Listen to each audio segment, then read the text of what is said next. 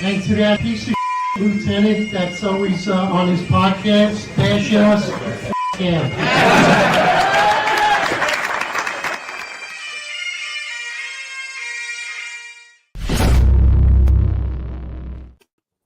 Attention to roll call. That's right, everybody. Good morning. 8:05 live Eastern time. And, of course, the 49th state of Alaska. It's bright. It's early. Your Friday roundtable. Marlon, good morning. John, nothing going on in the NYPD, right? Nothing to talk about. So, guys, I'll see you later. But fortunately for this podcast, our friends and listeners, there's always content. But before we get into that, I just want to honor and speak on a tragedy that just happened close to me. One of my former police officers, his wife, unfortunately, met her untimely death and passing. It's tragic. His name is Adam Cordero. He's a former police officer at PSA 7, worked for me directly. He's now relocated to South Carolina. He's a law enforcement officer out there. He's been recently married, and they were celebrating their life together and about to have a baby. And unfortunately, she had complications within a few weeks of her pregnancy, and she underwent what's called ectopic surgery, which means the fertilized egg was growing outside the uterus and in the fallopian tube, and that's life-threatening. It was unfortunate. It was untimely, unexpected. It's extremely sad and tragic, and we wish Adam Cordero, we wish him well, and I'm so sorry to hear this. He's a good friend of mine, and it's so unexpected. So if there's any way you could help at all, this is unexpected with the arrangements. And if you know Adam Cordero, or send him your blessings, and if you could say a prayer, we want to send our best to him, his wife, and their families. So God bless you, Adam. I'm so sorry what happened. It's just extremely tragic and unexpected. So with that being said, I also like to honor the legacy and a symbolic icon of America, Hulk Hogan, of course, the tragic passing of Hulk Hogan, who is, to me, it's like an iconic symbol of America. When you think of American characters and heroes, Hulk Hogan's one of them for most people, especially myself growing up. So good morning, everyone. Let's try to, hopefully we could get in some better moments. Unfortunately, I just feel like lately it's like the Red Car theory, and I've been, with the untimely tragedy of the death of my son, I've been meeting so many people touched by tragedy, and unfortunately people that are close to me. So good morning, everyone. John, how you doing? Yeah, bro. Sad times. I really, I'm praying for Adam. I don't know Adam, but horrible, definitely taken way too soon. Hogan, when it comes to Hogan, was his life cut short? I wouldn't go that far. 71. He was young, but he's the immortal Hulk Hogan, man. I was like, big icon for me growing up. I think for all of us, any of the 80s kids, we grew up watching these jacked wrestlers that are just monsters of humans. I've met Hogan. I've seen him. I watched him in the Garden wrestle Big Boss Man in the steel cage. I was blessed to have been born and alive in that era and around in that era. Watched the SummerSlams, 88, 89. And I still got my Hulk Hogan toys when I was a kid. I don't have many toys from when I was a kid, but I still have my Hulk Hogan toys, and I still got any magazines he was on. So yeah, it was, comes as a shock. Ozzy Osbourne. But, 71, he truly is going to be the immortal Hulk Hogan. He lived a life that most people could only dream of, and when I hear things like Adam's wife, that breaks my heart, right, about to have a baby, you have no idea what's coming. And then the next day you wake up and you just slapped in the face with reality. Life just punches you in the face. And, so I'm praying for Adam. I'm praying for his wife. I'm praying for his unborn child. Total tragedy, man. Total, Marlon, what's up, brother? Yeah. Good morning, guys. Good morning, chat. Good morning to all those who might have spent a little bit too long at the Salty Dog in a tweet storm last night. Yeah, you know who you are. Whoever do you mean? We know you're watching too. Hey, Marlon, Marlon, do you think someone woke up today and said, "Oh shit, delete"?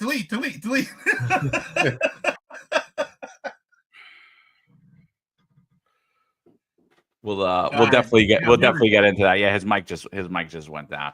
So, but we'll definitely get into that a little later on. For those of you that don't know what we're talking about, we'll get into NYPD first. We're gonna go on Jacksonville Sheriff's Office. Viral video came out. It was from last February, and it went national. And again, Eric has said it before on the show. It's like we're constantly looking for the next George Floyd, and we're trying to paint cops as racists. And there's a lot of nuance anytime a body camera video comes out. And this wasn't a body camera video. It was a cell phone video first. We got the body cameras as well. We have the numerous press conferences. We have all that to go over. We're 100%, for those of you cops that are watching, 100%, we are going to Monday morning quarterback everything. That's what we do now. But I think you'd much rather us being your Monday morning quarterbacks than some college geek who was in a fraternity, never served a day anywhere. All of us have stopped thousands of people on the streets of New York City. We've been involved in encounters that became physical, that weren't physical. So we have many years of experience doing this. So we're not speaking from a place where we don't know. But 100%, this is what we do now, where we're Monday morning quarterbacks. It's Friday morning, so we'll consider ourselves Friday morning quarterbacks. But we're going to give a fair shake, and there's a lot more nuance to what you hear on the news, right? When anytime a video comes out related to a police officer, you have two sides. You have the back the blue side.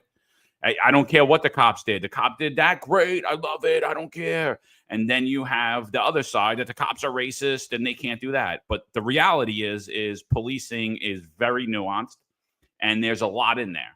So we're going to go through that. We're going to give our honest opinions that we have no agenda behind us. And, so Marlon, we had a little issue with your mic, brother. Yeah. Sorry about that. I don't know what happened on this computer, but yeah, I was gonna say that my condolences to Adam as well. That's that's a tragedy to happen.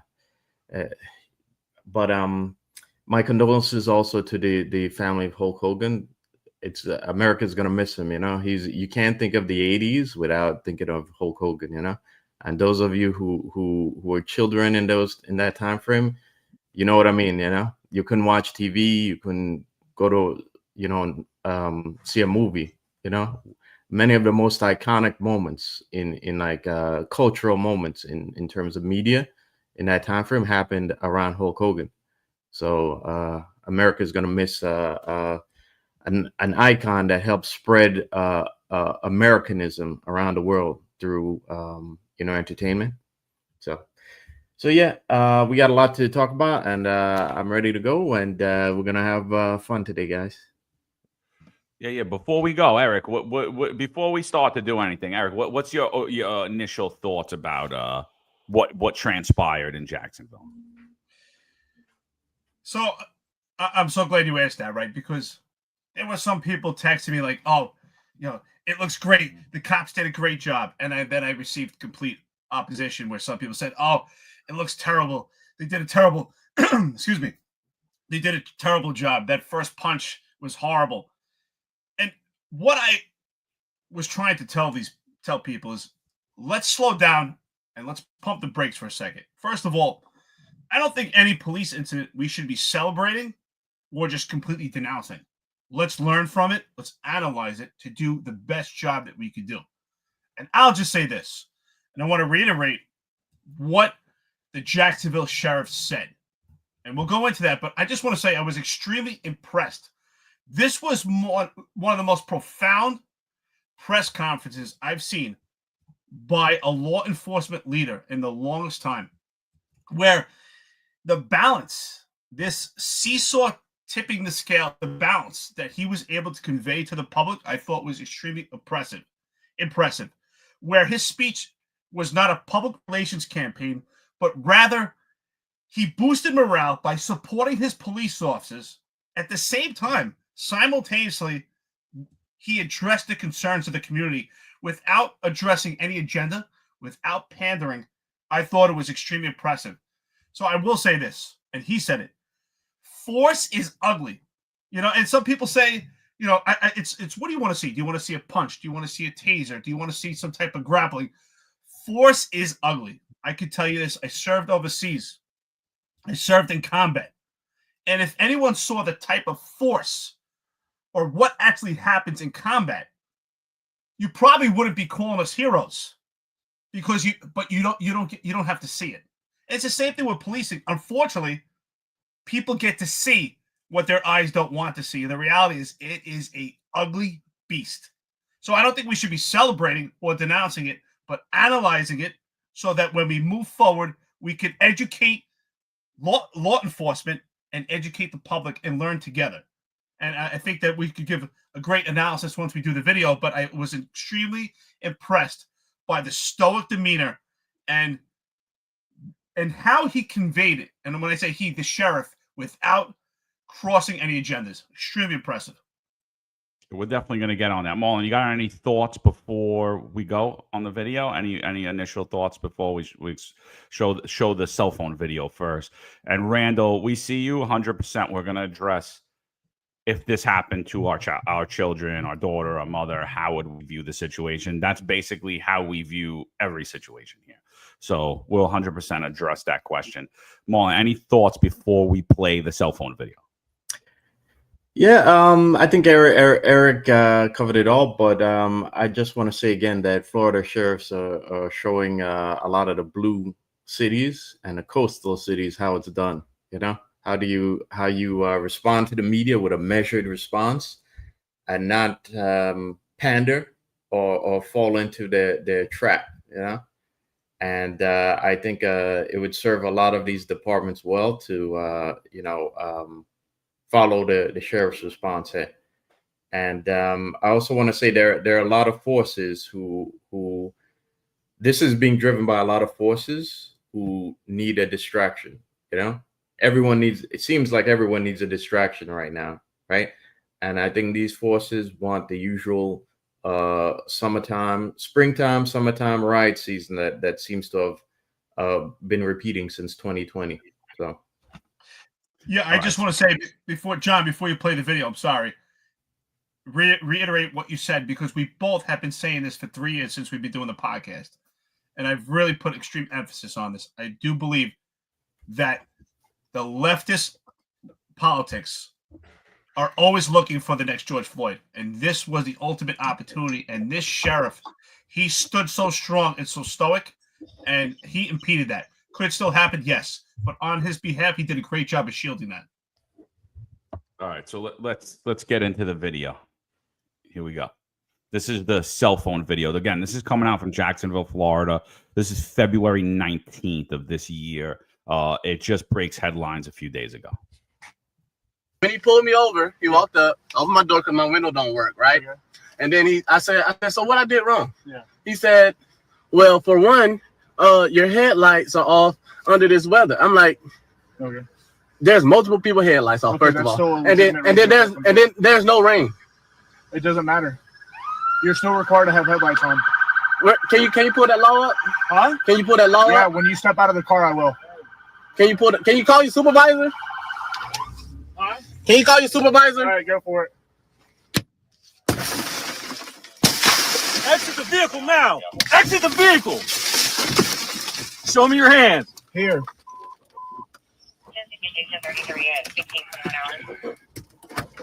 I'm here. What is your reason, sir? Step out. What is your reason? Step out now. All right. No, don't. Get on the ground. Stop fighting. Put your hands behind your back. Put your hands behind your back. Hands behind your back. What's wrong with you? I was putting my hands behind my back. Ain't no talking now, man. Ain't no talking. I'm fucking 2%, bro. I was doing, bro. What's going on, man? You're under arrest. That's what's going on. No, bro. Yes, bro. You Yes. have a lawful reason, Big bro. knife center in here too. You gonna throw me phone like that, bro? Yeah, I'm gonna take it off now, of you, man. bro. Yeah. And I'm just trying to have a regular conversation with y'all, bro. That's not how it works. Too late. It ain't no too late. When they asked you to step out of the vehicle, you should have done that shit. Sir, your partner didn't even ask. Marijuana in his right pocket. Yes. So why close the door if you see him pull up? Because, man, what you mean? He talking about arresting me and stuff, bro. I didn't do nothing. It's called resisting, idiot. I didn't do nothing wrong, sir. Can you back me up to the car so I can lean up? Shut up. A complete cell phone. All right. So what do we see, right? We see a non-compliant, not physically aggressive male, but he's completely non-compliant. Now, I've told you before, I've been arrested as a youth. I've been stopped hundreds of times on the streets of New York City during broken windows theory of policing under Rudy Giuliani. And then I worked under Mike Bloomberg. So I deployed those tactics right there. If that's my son, when he comes home, and smack him right in his face because he was this close to getting shot and he didn't know it. I'm like, so I just want to say right off the bat, there's a lot of things I don't like in the video, but it could have easily been cops with firearms pointed at this young man, and he could have easily got himself shot. Something my father always taught me is just comply. These guys are afraid. Most of them are scared of you and don't understand how to read people. The last thing you want to do is make them afraid because they're going to shoot you. And so he's lucky to be alive today. That's just my first analysis of it, right? All we get is his video. And his video, you know, I still see, like, having a trained eye and being a law enforcement officer, I still see that he's sitting there with his window rolled up in a car with tinted windows, not complying with an officer's orders, right? And I just see it's a bad situation that he put himself in. The situation of these cops rolling up and these cops breaking his window and then a cop striking him in the face never happens if he would have just said, whatever, give me the ticket for my seatbelt, give me the ticket for the wipers, I'll fight it in court. Instead, he closed the door, wanted to be non-compliant, raised it up to an arrest, and continued on this. I want to see the law. I want to do this. And those outcomes are never good.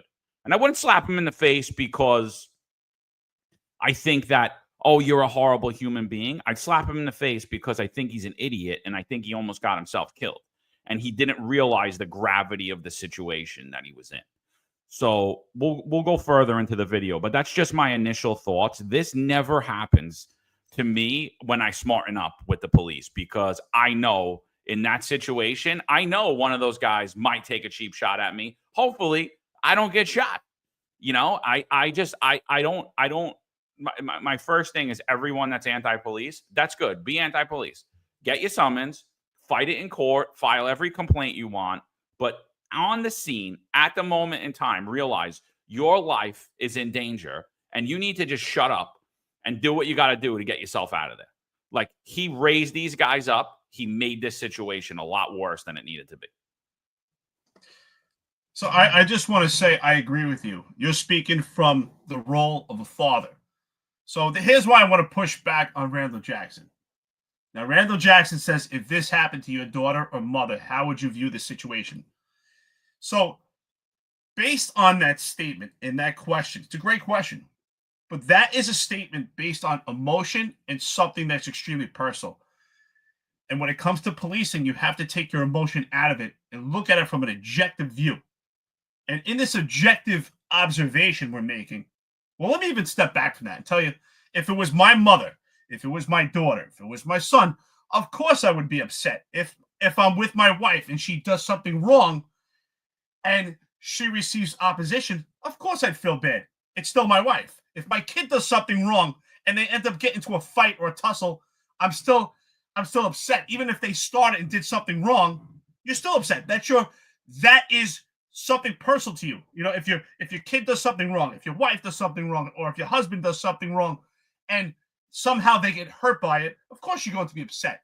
But because they're close to you, but we still have to acknowledge their faults. So unfortunately, when you look at something like this is why we can't solely rely on body cameras and video surveillance, because it gives you a flat plane. What we don't see is a complete 360 aerial view from top to bottom and an extreme circle of what's happening there. Just by looking at this video right now, We see inside the car. It looks apparently clear because we're looking from his video. We don't see the same observation that the cops are looking. We don't know if that window is tinted, if it's dark. We see inside the car right now. It's clear. We don't see his body posturing. He's trying to act kind of meek at the same time, pushing back in the police officers. But what do we not see? We don't see his hands. That's a huge problem. Do the police officers not see his hands also? So in life, unfortunately, even if you're in a position where you may be right, I don't know. Maybe it wasn't overreach, the actual stop. According to the police officers, the headlights weren't on. But besides the fact of the infraction, that's the whole purpose of court. Even if he felt that he had not committed any traffic infraction, it's important to take the high road. And if you take the high road and you're compliant, that's how we maintain safety and work this out in the courts. That's why we have to have a trusted court system and a trusted social justice system in court for those reasons. But again, I understand Randall Jackson. Of course, if that was my son, and I agree with John, I would want to smack the shit out of him. When I feel bad, of course, it's still my son. If my son does something wrong, he's still my son. But we have to look at this from an objective point of view. And that surveillance video only gives you one aspect. And when we go further into the video, when you start to see the appearance of that car stop from a different lens and from what the police officer is seeing, it looks completely different. So just by looking at the cell phone video and of his perspective, it's a complete mirage. Yeah, this incident. When I see this incident, I think back about. I look back at all the other incidents in the last couple of years that have sparked outrage. The usual internet outrage is that there's something that's common about all these incidents, and what's common is that the person being stopped, how they've escalated the incident. You look at Floyd, you look at Garner, you look at the kid in Sanford, Florida.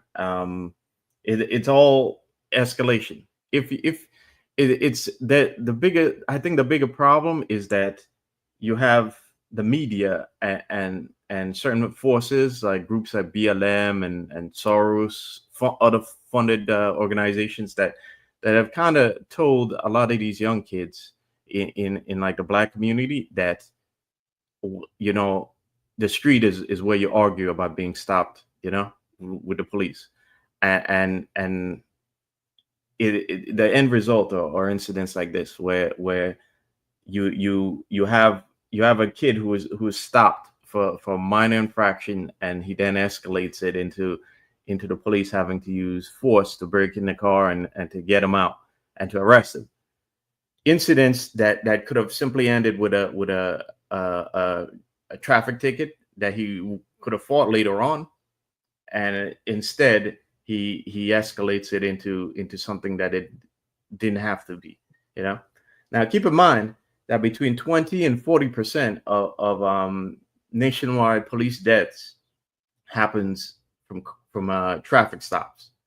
Now it's between 20 and 40 depending on whether you include, let's say, deaths from, say, vehicles, oncoming vehicles, or But the point I'm trying to make here is that traffic stops are very dangerous for police. It's very dangerous because we're not psychics. We don't know what you have in the car. We don't know who you are in the car. Okay. So by complying, we get through this quickly and we both move on to our day. When you escalate things, you raise the cops' fear. You raise the cops' suspicion of what might be in the vehicle. There's really no need for it, and this keeps on happening over and over and over and over again. And I'm glad in this instant that the sheriff kind of got it right out there and said what he said, and he noted this, and he noted how when police have to use force because things have already been escalated, it's going to look ugly. Again, the point is that this young man did not have to escalate the situation. Okay, you don't like police stopping you. The street is not the place for you to argue that. Okay, the It's not. Okay. Because no matter what you think of police, okay, no matter how you think of police, I like to always tell people that you don't know you don't know how your actions are going to be interpreted by the cop. Okay, so it's best to just comply and get through this, and then argue the reason why you were stopped later on in court, or through the various other means of objecting to a police stop, or complaining about the police stop, not on the street. No, totally agree. So totally agree. I mean, it's 100%. We're all in agreement. Kid escalates the situation 100%. You know, people are annoyed about the window break. I mean, he caused the police to break his window. What the hell do you want him to do? I'm not getting out of the car. I refuse, you know. We'll go into the body camera. We'll go into the tactics more. Here's the initial response from Sheriff T.K. Waters out of Jacksonville. This is the beginning of the press conference, and he's talking about the cell phone video and why cell phone video doesn't tell the entire tale. Incomplete cell phone camera footage becomes the basis on which public opinion turns. The results can be equally faulty. A rush to judgment, whether it be in a criminal investigation or in a court of public opinion, can lead to flawed conclusions. Tonight, I'm sharing the footage from the body-worn cameras of the arresting officer, Officer D. Bowers, and two of the assisting officers, Officer D. Miller and Officer G. Curse, so that the public has more complete understanding of this incident. Before I deliver the currently available information and play the relevant body-worn camera, I want to be clear about something. Yes, there absolutely was force used by the arresting officers, and yes, that force is ugly. But as I've said many times before, the reality is that all force, all violence is ugly. And just because force is ugly does not mean it's unlawful or contrary to policy.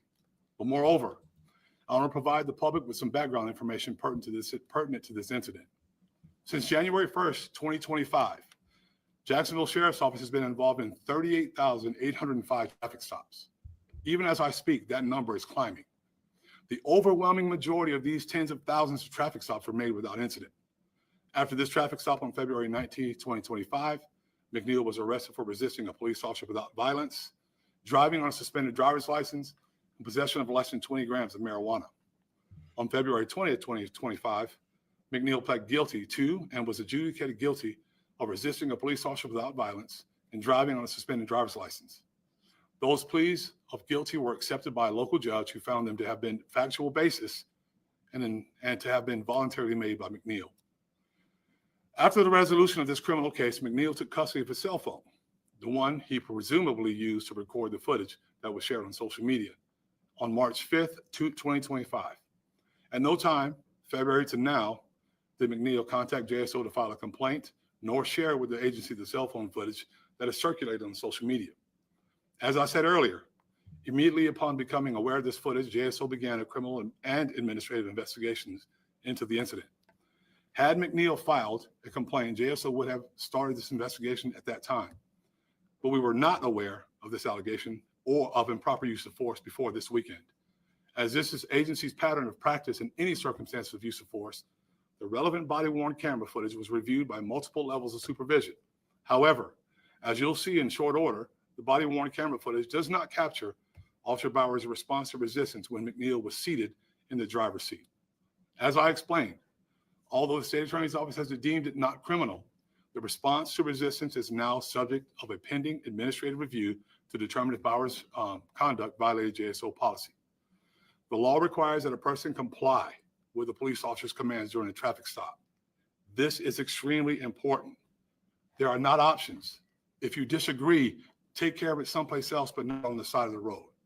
No one enjoys being the subject of a traffic stop. And there are times in which citizens dispute circumstances of their stops. But the law is clear. A person must comply with an officer's commands, even if that person disagrees with that officer's reason for the stop. Within 21 seconds of his civil stop or civil traffic infractions, driving without illuminated headlights during the rain or failure to wear a seatbelt, McNeil refused to provide stopping officers with his driver's license and registration. 14 seconds later, he locked his car door and refused to exit the vehicle, despite being told many times that he was under arrest. Moreover, McNeil was warned 7 times that he needed to open the door and exit because he was under arrest or resisting an officer without violence, or police would be forced to break his car window. Soon after McNeil was outside his car, officers found a large, unsheathed, serrated knife on the driver's side floorboard. Now I'll play relevant portions of the body-worn camera of the 3 officers: Officer Bowers, the stopping and arresting officer; Officer Miller, the second responding. So there's the sheriff. There's the sheriff. He basically saying you have to comply. You can't just dictate what's going to happen on the road. You know. So what do you think about what the sheriff's saying here? Well, let's be real. And I think this is where the public misses the mark. Force used by police is violence. An act of force by a perpetrator on a victim is violence. It's justified violence. So violence is ugly. It's not pretty. And unfortunately, it's not heroic, but it's necessary. And sometimes as a police officer, you have to utilize force. Sometimes it's the only thing standing between you and that perpetrator and you getting home to safety and danger. And utilizing that force. And force is ugly. It's extremely rare that force is applied and used, and it looks pretty. It's just completely, it's ugly. It's the reality. Pick your poison. Could it be a punch? Could it be a taser? Could it be taking out his firearm and using it at the alert, at the tactical ready? It's force. It's a sense of force. It's an ugly thing. It's a byproduct of policing. But I have to say, I'm extremely impressed by his speech and his stance. He was extremely stoic. He addressed the situation. He educated the public by saying that you cannot look just at a cell phone video. You have to look at a 360 aerial view of what's happening, not just from the views of the cell phone video based on this perpetrator's. And if this was New York, this would be the Civilian Complaint Review Board. It would only be based on his perception, right? But we have to look at both sides of the coin. And that's what he's addressing to the public, which I think I was so impressed by the speech. And that's the bottom line. Force sometimes is the only thing standing between those cops and getting home safe. And the same thing for that particular perpetrator. So now Ron Layson also put up here in the chat about Pennsylvania versus Mims. That Supreme Court case is so important for police officers to understand and also the public, because Pennsylvania versus Mims is a Supreme Court case that allows police officers to request anyone outside of a car for any stop. You don't need further suspicion to get people out of a car on a car stop. It's the reason for taking someone out of a car is for a tactical advantage for the police officers and also to keep the occupant safe. But when that occupant is sitting inside a car, in that domain, that's not a safe zone for the police officer, because the police officer can't make a complete observation. He can't see his hands completely. Yes, you see his head, you see him talking, but you don't see his hands. We don't know if he's fiddling with that knife. We don't know what he's doing. And I think it's exactly what we said earlier, what John said in Marlon, that it's important to take the high road. And I think that Mr. McNeil escalated the situation. And what we see, and this is, I think, what you're saying, Marlon, is what we see escalate when we see subjects of prolific incidents, their reactions cause an adverse reaction by the police. And that is the problem. And they're escalating the situation. And some people would say, oh, well, de-escalate. Well, sometimes de-escalation is acting by applying force to get everyone to safety. It's an ugly thing, but unfortunately, if you don't like to see it, then you can't watch it. And unfortunately, with video surveillance and body cameras, it's now opened that Pandora box where everyone gets to see what their eyes don't want to see. Yeah. Force always looks ugly, and we're police. We're out here stopping the bad guys, okay? And the bad guys have firearms, and when you're on a car stop, you don't know what the bad guy has, okay? They could have anything on them. So when you escalate the situation, again, you raise our suspicion, and you make us have to go in that defensive mode, And again, like John says, this young man is lucky that he's alive. You know, I mean, we'll talk about further as we go on, but I mean,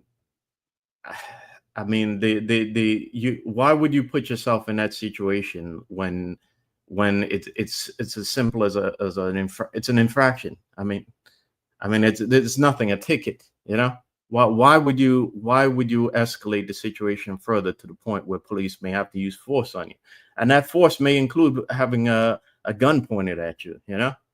Well, you see, the problem is, like, I see Tabitha on the chat saying that you know, these young black men are fatigued with police stops, and they feel that they're predominantly stopped by police. And to that, I say that same narrative is what's causing the problem, because they feel that the police are kind of oppressing them and predominantly stopping them, and it just contributes to the mentality that oh, you're wrong for even stopping me. Oh, you the cause that you have for stopping me is unjust. So I have to argue my point here, you know. And it's just not the way to do things, and it just makes things go sideways. And there are a million things, that different circumstances that could go wrong in a situation like this. Okay, and the other thing that we have to think about here is that I always tell people too, another reason for you to comply is you don't know what kind of cop you're facing. Okay, you don't know how well trained that guy is, how unfamiliar he is with his area, unfamiliar he is with that community. You don't know what kind of cop you're facing. So don't escalate the situation, because you don't know what kind of response you're going to get. Okay? So something to think about. Yeah, just one more thing before we go on the body camera, because I've been getting this a lot, and it kind of boggles my mind.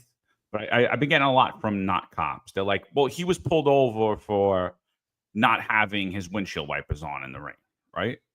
So he was also pulled off for not having a seatbelt. If you listen to the original, and we'll play the next video, you're going to see the cops say, I pulled you off for not having a seatbelt on and for not having your windshield wipers on in the rain.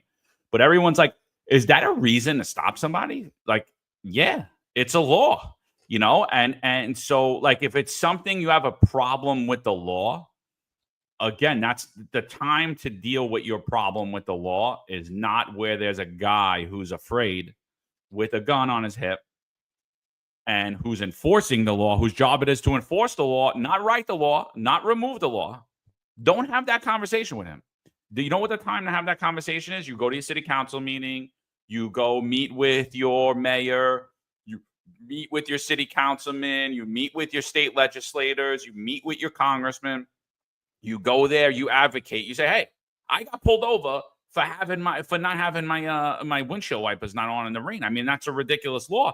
And you could fight to have that law done. But at the end of the day, the laws are fine. You know, at the end of the day, the laws are fine. Like, if you got to pay the fine, you got to pay the fine. I've played plenty of fines that aren't right. I've argued them in court. We have the ability to redress in this country.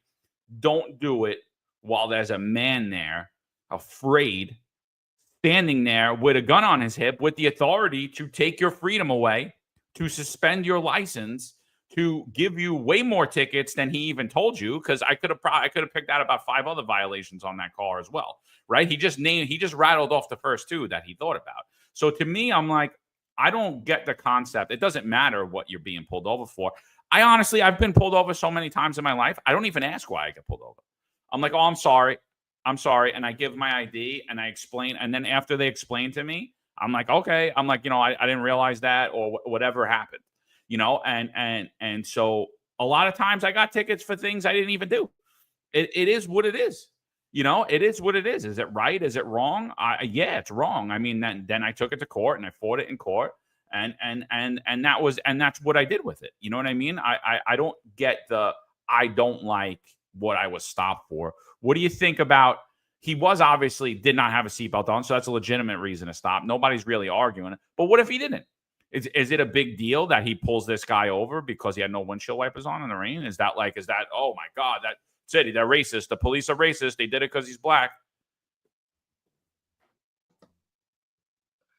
Before we get into that, I just want to say Coffee Donuts, thank you so much. VSS Ventores, you've been MIA for a while. Great friend to the podcast. $10 says the same excuse of I'm oppressed is tiresome. Everyone's ancestors were in some abused. Move on and use it as a lesson on what not to do.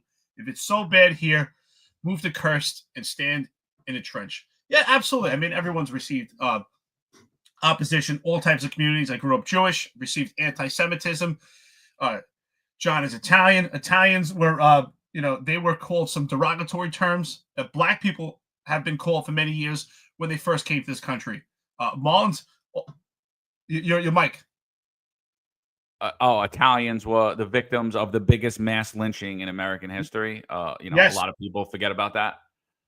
Yes. And what I'm saying is all ethnicities and all races have received some type of opposition or anti-Semitism or derogatory terms. But this car stop is anything but that. So, and I think what people don't realize is cops are human. And there's vulnerabilities on both sides, right? There's vulnerabilities for the cop. They may have faced trauma. They may have had car stops that were similar to this stop, where they recovered an illegal firearm or there was extreme danger. And there's also vulnerability by the occupant. But you know what this also says to me? It actually shows that our police officers are far more professional than the media would like to project to the public. Because if we did not have trust in our law enforcement, our boots on the ground, the reality is if this young man really didn't trust police officers and thought they were out to kill him, he would never give any opposition. These are trained men with guns, and he's sitting there by himself in the car, possibly armed or not. Turns out he was armed, not with a firearm. He's armed with a knife in the car.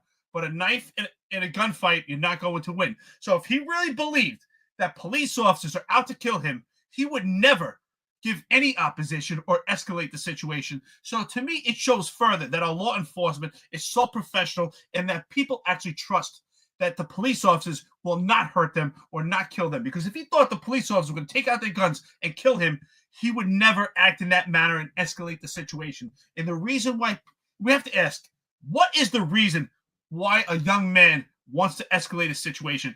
Is it for likes on social media? Is it to get a lawsuit? Is it to prove a point? This, unfortunately, is about optics. That's why I say, what is more important? Is it policy or optics? And I will say this. This is my message to police officers in this country. It's unfortunate. You have to be on your most professional appearance, especially on a car stop, and also careful at the same time while identifying potential measures of danger that you're in on that stop. Because no matter what, if you just look at the appearance, someone is sitting in their car and you're standing over them. And it's unfortunate. Police officers always have a bad there's a bad eye on the police officers and a bad critique because police officers are already in a position of power just by looking at that, right? They're standing over the person, even though we have traffic infractions here. He's now a perpetrator who's going to be taken in custody. Just the appearance, it always looks bad for the police officers. So we have to take our emotions out of it and our personalized views. And we have to admit that McNeil escalated the situation. And if he really believed that these police officers were a threat and they were going to kill him, he would never escalate the situation. But again, going back to the windshield wipers, is it a legitimate stop? Of course it is. It's a legitimate stop, but does it even matter? That's the point. That's the whole point of I think it does, because this is the argument that's being put out, is that the cop will never stop a white person for windshield wipers not on while in the rain.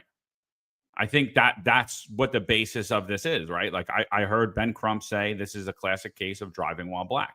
So, I to me, I'm saying that's a minor infraction.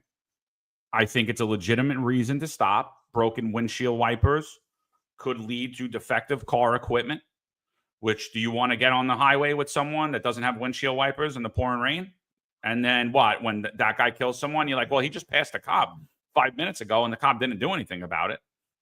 So I think it's a legitimate reason for a stop. And I think, a lot of minor infractions that only when black people are stopped for it, people are upset about it and they lean to it as racist. So that's why I'm asking the question. Like, do you believe that is a legitimate stop as a police officer? Would you stop somebody in the rain for not having windshield wipers on? I would. Absolutely. So some stops, right, are they're pretextual legal justifications that may lead to a further crime, may lead to a legal firearm, may lead to a shooter. But sometimes minor infractions, a stop is actually just to keep traffic flowing and keep an area safe, right? In the NYPD, you have the executive officer who goes to traffic stats. You analyze in your precinct, what areas are having accidents, what areas are prone to accidents. So that area might be an area that's actually prone to accidents. If someone's driving without their windshield wipers, that stop may be for those reasons. So there's also assumption here based on Ben Crump. Obviously, this is pandering and this is geared towards an agenda and making this in race baiting. But he's making an assumption that the police officers were aware of the race and ethnicity of the occupant. And once we see the other body camera view and we see how dark the tinted window is, it's highly likely that the police officers didn't even know what the race or ethnicity of Mr. McNeil was. Also, going further than that, to me, I haven't looked up the demographics of this particular area, but I see we have a black sheriff. We have black police officers on scene. We have a black occupant. So just based on those observations, it appears to me this is a predominantly black neighborhood. So most likely those stops would be conducted on a black occupant. Yeah.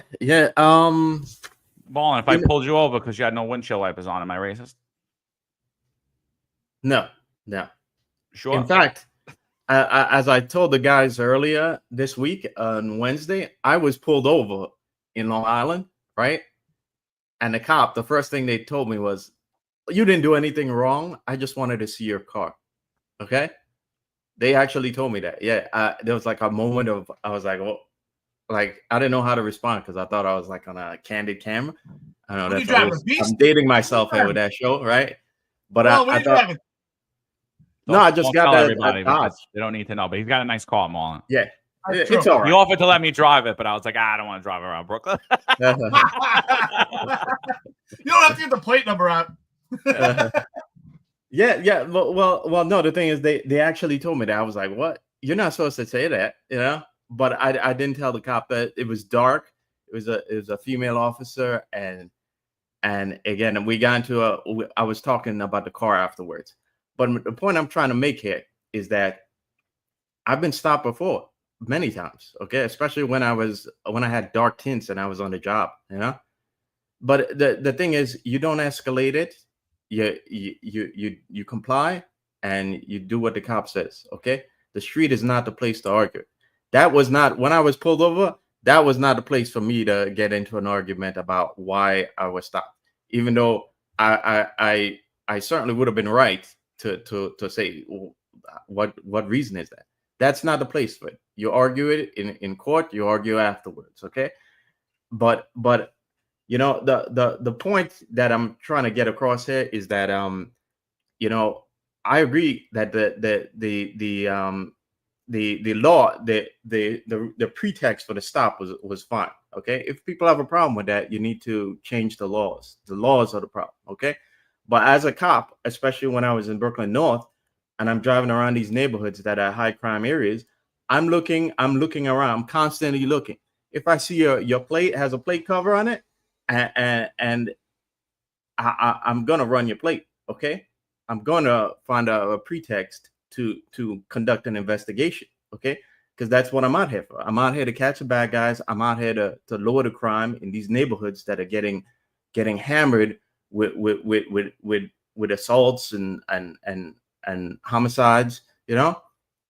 So we have to consider that, you know. But again, the street is not the place for you to argue whether my pretext is right or whether you have a problem with the law, you know, because that just makes things go sideways when they don't need to. And unfortunately, I think this narrative is the oppression narrative is being pushed by, again, a lot of groups that eat off of it, like Ben Crump. He's an ambulance chaser. Okay, this guy has made tons of money from that. Okay, and that narrative hurts the Black community. Okay, it hurts them because, again, these young men feel that it's their right now to argue with the cop, and that they to react with some emotional response whenever you get stopped by the police, and it just hurts the community overall, and we see it from this situation right here. All right, let's go forward. We're going a little long. We're already 50 minutes in. We didn't even start on this thing yet. I was just gonna say, John, this might take days. Yeah, we didn't even start. Let's try to all keep our responses like 60 seconds to a minute or something, because this is gonna go long. We got a lot to get through today besides this, but here we go. Here's the police body camera of it.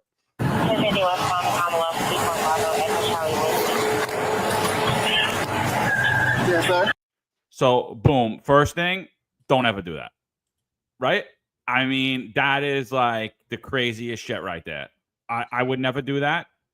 If what everyone's saying that's Black, police are harder on Black people, then you should be more scared than me when you get pulled over by the car. Because I'm damn scared when I get pulled over by the cops. If I get pulled over by the cops, I'm never swinging my door open like that. Ever.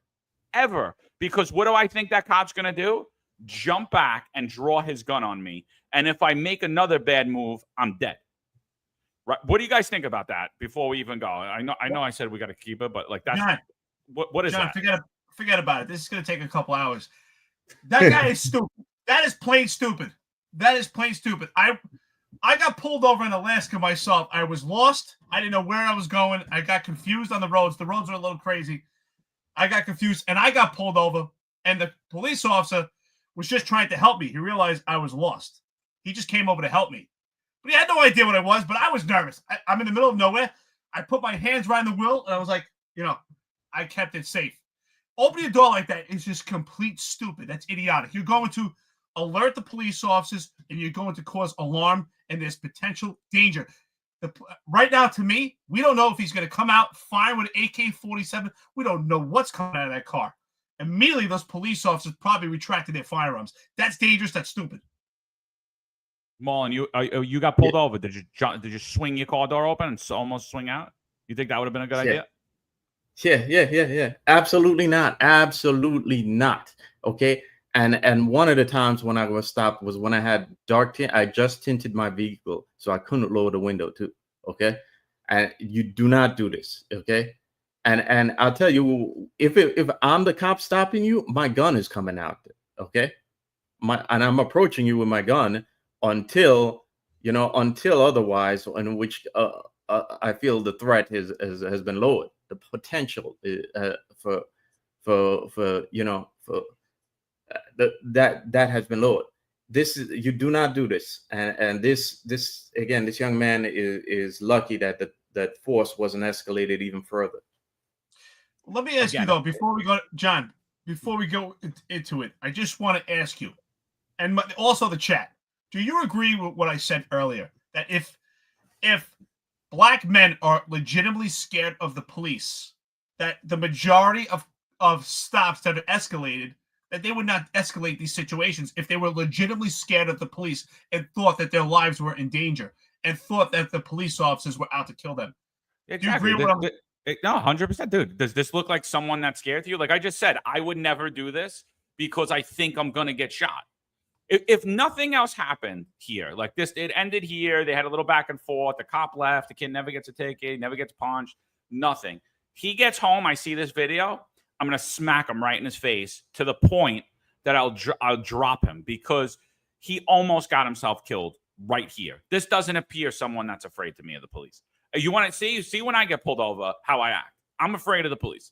I'm afraid of the police. I've been stopped. I've been arrested. I've been beat up for no reason. I've been given summonses for no reason. I'm afraid of the police. I keep my hands on the steering wheel. I do everything they say. Sir, I got my ID in my pocket. Could I get it? Okay. Thank you, sir. This does not appear to be someone that's afraid to me. If he is, he's an idiot and he doesn't know any better. And his parents did not do a good job of teaching him the realities of life in America, not just for a black man, for every man, right? The bottom line is cops are out there. Like Marlon said, some of them are good at their job. A lot of them suck at their job. A lot of them are scared. A lot of them did get stuffed in lockers at high school. Do you want that guy with a gun judging you? You know, I told you guys the story on the Jersey Shore with the kid. I'm drinking a beer. And the kid comes over and he's like, "You want your ID?" And I was like, "Yeah, no problem." He's like, "Could you give me ID?" I said, "Yeah, no problem, sir." I go to get my ID. I stand up and he calls an 85. He calls for assistance. Next thing I know, I'm getting thrown on the ground and beat up by some big musclehead cops. And I'm like, I didn't even do anything. I'm like, he asked me for my ID. I gave it to him. And as he was calling for help, I go, "What's happening here? I didn't do anything. You asked me for my ID. I couldn't get it while I was seated."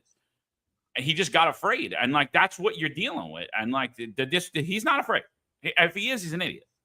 I can tell you right now, he's not afraid. I tell you what, if I get pulled over by any police officer in any jurisdiction, I'm afraid. And I'll tell you why I'm afraid. Because I know I was a police officer. John, you were a police officer. Marlon, so were you. We know what they're thinking, what they're looking for, and any sudden movements could be potential danger. And they're human. We see them as human, and we know what they're looking for and how they feel. And people forget that police officers are human just like you, and they got training to the best of their ability. And just as any profession, just as Marlon said, some are rated high, and some are just average, and some are rated low. There's a mix of police officers, so you're taking your chance. Yeah. You don't know. Remember, there are a lot of smaller departments that don't have the training that we do. Okay, and even us, we don't have enough training. So again, you don't know what kind of cop you're going to meet, and you don't know how familiar he is going to be with that situation. Yeah, 100%. So again, I this doesn't appear to be somebody that's afraid. And Mike Alcazar, John Jay professor, former NYPD detective, he says it here. Civilians assume that we're tactically sound and don't make mistakes. And you're great. Everyone's assuming that we're the best trained individuals in the world and we have the utmost experience dealing with humans, when we clearly see video after video that cops are human, and probably a lot of them are just as bad as the guy you dealt with at Dunkin' Donuts, the guy or girl, not as good at their job. So, here we go. Let's go a little further. So he swings the door open. First mistake. Almost could have got himself killed. If the cop was tactically sound here, he would have drew down on him. I mean, I'm not dealing like, I vividly remember Russell Timoshenko walking up to a car and getting murdered before he even got to this close. He was shot through the tinted windows. He never even seen what was coming. That's the reality of what cops have in their head. Right. And there's numerous situations like that. There's numerous times in the academy and throughout all of your training that you learn about officers that were just approaching a car. They didn't know who was in it. There were tints, and boom, boom, boom, boom, boom. Shots start coming through the vehicle. So right then and there, when you see this is a scary incident. The cop already, in my opinion, is not tactically sound, because if he was, he would have already moved for cover. So, but here we go. Let's go further. Is there a reason why you're popping the door open like that? I don't have a window that works. Is there a reason that you're pulling me over? Yeah, absolutely. There's a reason why I'm pulling you over. For one thing, inclement weather, you don't have your lights on. Two things, you're not wearing your seatbelt. It's daylight. I don't need the lights. And it's not weather. It's not raining. Oh, this is inclement? It's not raining. Okay, I'm not arguing with you. I'm telling you why I'm pulling you over. Give me your driver's license, registration, proof of insurance. No, call your supervisor. Why? Excuse me? Call your supervisor. Why did you pull me over? 2735. I'm cooperative driver. I've already told you. Why did you pull me over? Step out of the vehicle. No. Step out of the vehicle. So again, just to hone in on Eric's point, is he afraid? Give me your ID. No. And then the cop tells him to step out of the vehicle. Again, I don't like the tactics here at all. His hands are wishy-washy with me. His body's bladed. I don't see what's on his right side. I can't see what's in the car. I'm afraid here. If I'm the cop, I'm scared. I'm telling you right now, I'm afraid. Now he takes the car door, shuts it, and locks it. Right? The cop tells him step out of the vehicle. Honestly, I don't even like it, because I could already tell this male's agitated. He's refusing to comply with orders. And next thing I know, I don't know what this dude has or doesn't have. And now I don't even have him contained. He's out of the vehicle. So I don't like any of it. I mean, but clearly this does not appear to be a youth that is afraid of the police. I never did this as a cop. I never did this as a civilian. And if I did, I could only imagine what the hell would have happened to me. I just got to laugh at this point because I want to ask Ben Crump. Tell me at which point on this car stop right now is racist? Which part of it's racist? Is it the silver car? Is it the car door opening? Which part of this stop is racist? It's the most ridiculous thing to try to shift this agenda. The black tents. The black tents are racist. It's the most ridiculous thing to try to shift this agenda, but I think it's a great analysis, especially active NYPD cops. If you're a friend of this podcast and you watch this now, this is a great learning lesson because a car stop like this could be utilized against you and find you guilty of racial and biased policing by the Civilian Complaint Review Board. And that's a misrepresentation of your character and your reputation, not just for your career, but your life, based on complete conjecture. Because it's, in my opinion, unless you pull someone over and say, I stopped you because you're black, or I stopped you for whatever your race or ethnicity is, it's extremely difficult to prove what's in your head. And right now, John, I wholeheartedly agree with you, and I said it before. Immediately when that door swings open, we've seen videos time and time again, training videos, immediately that gun should have came out of the holster. It should have been pointed right at the door and get cover and concealment. And it's a shame because police incidents are seconds. Seconds matter. Because right now, God forbid, if this occupant, perpetrator, subject stepped out of the car, firing away, and God forbid those police officers lost their lives, this would be a different conversation. But this is extremely combative occupant who's now a perpetrator, who's now a dangerous subject. And listen, we could go over tactics all day, but the bottom line is right now, this situation has been escalated, and the police officers are forced to react. Yeah, and Marlon, just if you could comment on tetrahedron IX, right? He says civilians are expected to be tactically trained and not make mistakes, right? So he's rebutting what Mike Alcazar said, and just my point on that is that, like, we're not saying that you need to be tactically trained and understand the police officer's mind. What we're telling you is that there's a man approaching you with a firearm who's afraid. Act accordingly. Use common sense. Sorry, Marlon. What do you think about the tactics and what tetrahedron's saying? Yeah. Well, to that point, I'd like to point out this is where you have like a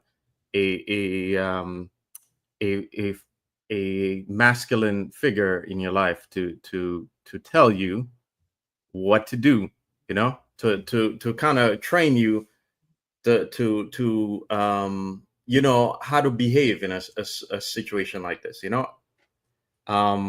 I think a lot of the problem is these young men don't have father figures in their lives or mentors in their lives to tell them how to behave, and they react with a emotional energy, which is not sorry, it's feminine. Okay, it's 100% a feminine energy. Okay, 100%. It's let me react to every perceived slight against me with an emotional response. And that's not, you know, if you grow up with male guidance in your life for young men, you know how to react in a measured way, in a how to project, how to be stoic, you know, and how to react to situations in a measured way, and how to behave, you know, and like for me personally, I knew that if I ever behave like this and I go home, I got more to worry about from my dad than I actually do from the cop, you know? And this is what's missing in a lot of these young men's lives. And a lot of problems come from that. And a lot of the crime in Black communities comes from that. You got anything to add on that, Eric, before we go? It's just plain stupid. It's just dumb. We see these car stops. I've been involved in car stops like this. I'm sure you guys have been in car stops like this, where people are purposely agitating the situation. And the bottom line that I get from this, and I'm going to keep reiterating it, is that he is not scared of the police. And it's obvious he's done this before. This is not his first time agitating police and escalating the situation. But it's interesting about that statement here from what was it, Tef 100? I don't even know how you say the name. What's interesting about that? No, John, you hit the nail on the head. We don't expect citizens to be trained, but we expect them to have common sense and expect them to be honest in the sense that if you're legitimately scared, if you were scared, there was a couple of guys approaching your car with guns. If you were scared, you would not push the envelope. You would just comply. So there's no fear here. This idea that he's afraid and the police officers are the threat is a complete misconception, a lie. Let's think for a second too. If everybody likes to claim that they're street smart and I'm out here in the streets and I got to deal with these cops and all this stuff, right? Like everybody claims that you're street smart. What do you think you just did to the cop? You just scared the shit out of him. You just raised his adrenaline to a point where now he's like, does this kid have a gun in the car? Is he wanted for something? What's he wanted for? Why doesn't he want to give me his ID? Right? Like all of the things that are happening now his brain is going 1,000 miles a minute. Is this young man going to throw the car and drive? Is he going to throw it in reverse? Is he going to try to run him over? Is he going to reach for something in the car? And he can't see and he can't do anything. Again, I say that my firearm's coming out here. I'm not playing around no more. Now I think my life is in danger here. I already thought my life was in danger before I stepped out of the vehicle, before I assessed whether it was grandma or a white grandma or a 17-year-old black male in the vehicle. I already think my life's in danger.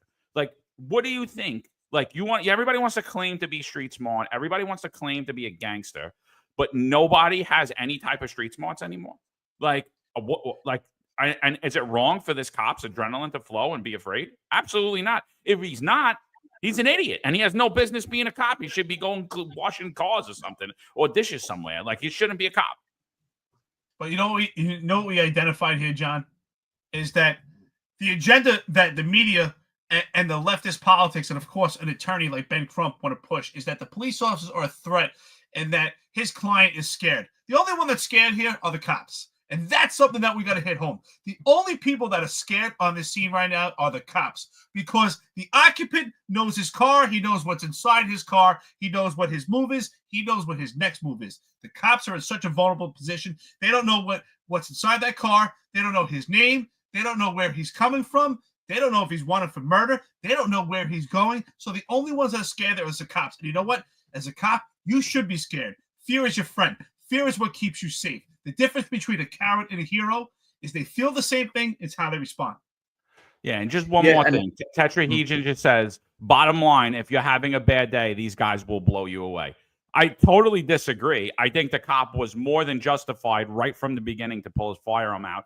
And even now, he's even more justified to draw his firearm. And he doesn't. You know why he doesn't? Because he knows people like you are going to sit there and say, this guy, all he wanted to do was go out and murder a black man. You know, as someone who's chased black males that are armed and drew down on armed black males with my firearm, believe me, you know what was running through my head? I'm going to go to jail if I shoot this kid. But if I don't, I'm going to get killed. That was what was going through my head. Oh, my God, I'm going to go to jail right now because I'm going to shoot a black male in the back who's running with a revolver who just robbed somebody. Or if this kid makes any type of move, I'm going to shoot him and I'm going to go to jail. Thankfully, everybody complied and they believed me from what I said, which you probably all would have been offended by. But it is what it is. The reality is cops do not want to shoot people. They especially do not want to shoot black males. GI Bro, coffee donuts, $4.99. I'm not sure what the question is here. If you can rewrite it, or it says, Eric, what would be the proper way someone's ID who refused without getting in trouble with the window closed? I'm not sure what you're asking. I think you're asking what would be the proper way to address the occupant. If you're refusing identification and you're on a car stop, you should be getting handcuffed, because right now we have the complete unknown. We don't know exactly what I said before. We don't know where you're coming from. We don't know if you're wanted for something. You've committed a traffic infraction, and you've now created room for reasonable suspicion that there is something else going on here. Again, it's a pretextual legal justification to investigate further. So if someone is not opening their window, refusing to comply, locking their door. Those are behavioral indications that there's something more than meets the eye. TC says the cops were wrong for sucker punching the dude. I don't think it was a sucker punch. We're going to get into the punch in a minute. But he was stupid. If I'm pulled over, I'm acting like Carlton from the Fresh Prince. Funny stuff. We're gonna get into the punch. Marlon, I think I cut you off. What were we saying, brother? Marlon's mic's not working again. That's it. Marlon's the new Starlink. I think Marlon's funny. No, sorry about that. Yeah, I was gonna say right that. Now, Marlon, are you looking up Clayton Bigsby to see what it is? Yeah. That's Juju what you loves call calling me Marlon, that, by the way, know? Clayton Bigsby. Yeah, that was a hilarious skit. Oh, by the way, Juju, that was hilarious. Yeah. Anyway, there's a certain amount of a lack of personal responsibility that's in a lot of these communities, and when I see comments like that from Tetrahedron, I gotta think to it. That lack of personal responsibility mixed with the oppression narrative is not helping these communities. Okay, and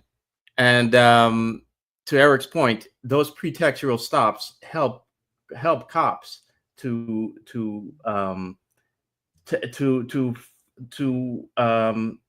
kind of solve a lot of the high crime problems in these communities. Okay, I mean, which one do you want? Do you want no cops in your community, or do you want the cops to help clean up these communities and make it safe so grandma or anybody could walk in the street at any time of night?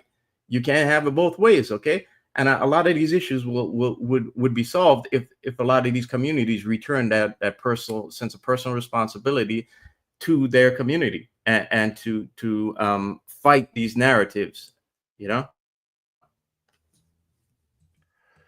So all right, let's go further. So now here the gentleman doesn't appear to be afraid at all. Told the cop, "I'm not giving you ID." Arguing with him about that whether it's raining or not when it's completely irrelevant. Because he still had no seatbelt on, and that car has about 4 other infractions on it. Actually, let me take that back. I'm not totally familiar with Jacksonville statutes. I'm talking New York City law, so I could be wrong or right about that. But he had no seatbelt on. Legitimate reason for stop. So at the same time with the rain, you could clearly tell it's a misty day. It doesn't say it has to be pouring raining. It just says rain. And obviously, you can't see rain when it's light. It appears to be a light rain. Unless there was a puddle nearby, you're not going to see the drip. So the thing about how wet the car is ridiculous. Here we go. So here's now we leave off with we're starting off again with the male in the car with the door locked, refusing to open it for the officer.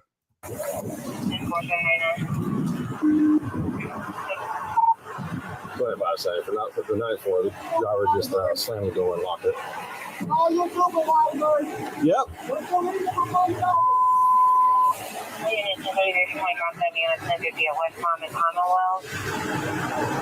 25 seconds. If anybody responded, come in from Commonwealth, block the vehicle, please.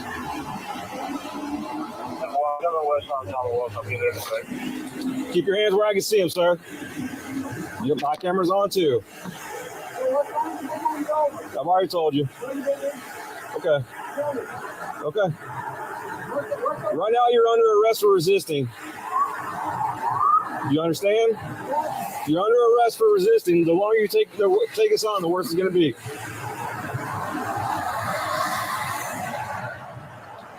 Keep your hands where I can see them, sir. Okay.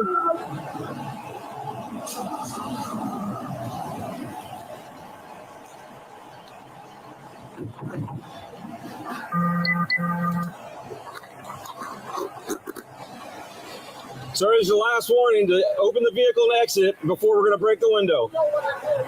Open the door and exit or we are going to break the window. Open the door and exit or we are going to break the window.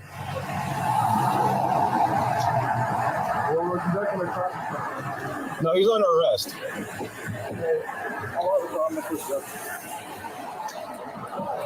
Open the door and exit. You are under arrest for resisting. Open the door and exit. You are under arrest for resisting.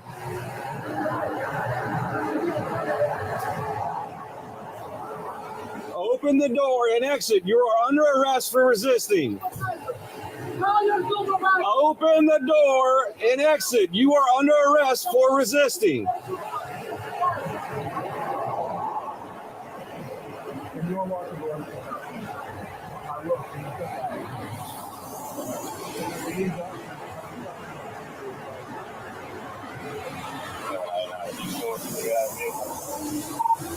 Vehicle's blocked in.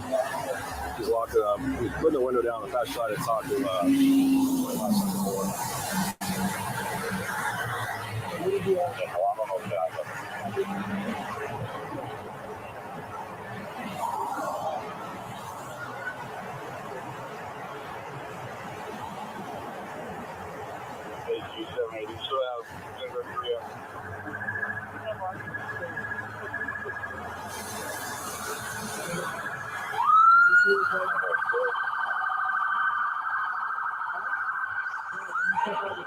Hey, I'm about to break the window. I'm about to break the window. All right, go for it. Exit the vehicle now. Exit the vehicle. Show me your hands. Here. Investigation 33 at 15.1 hours.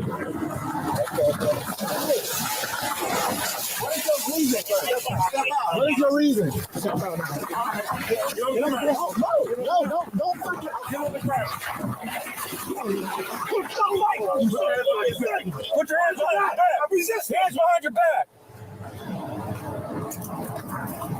Before we go further in the video, before we go any further, right? Obviously, when you watch the body camera, it's hard to see anything. Like I don't see anything that the cop did wrong here.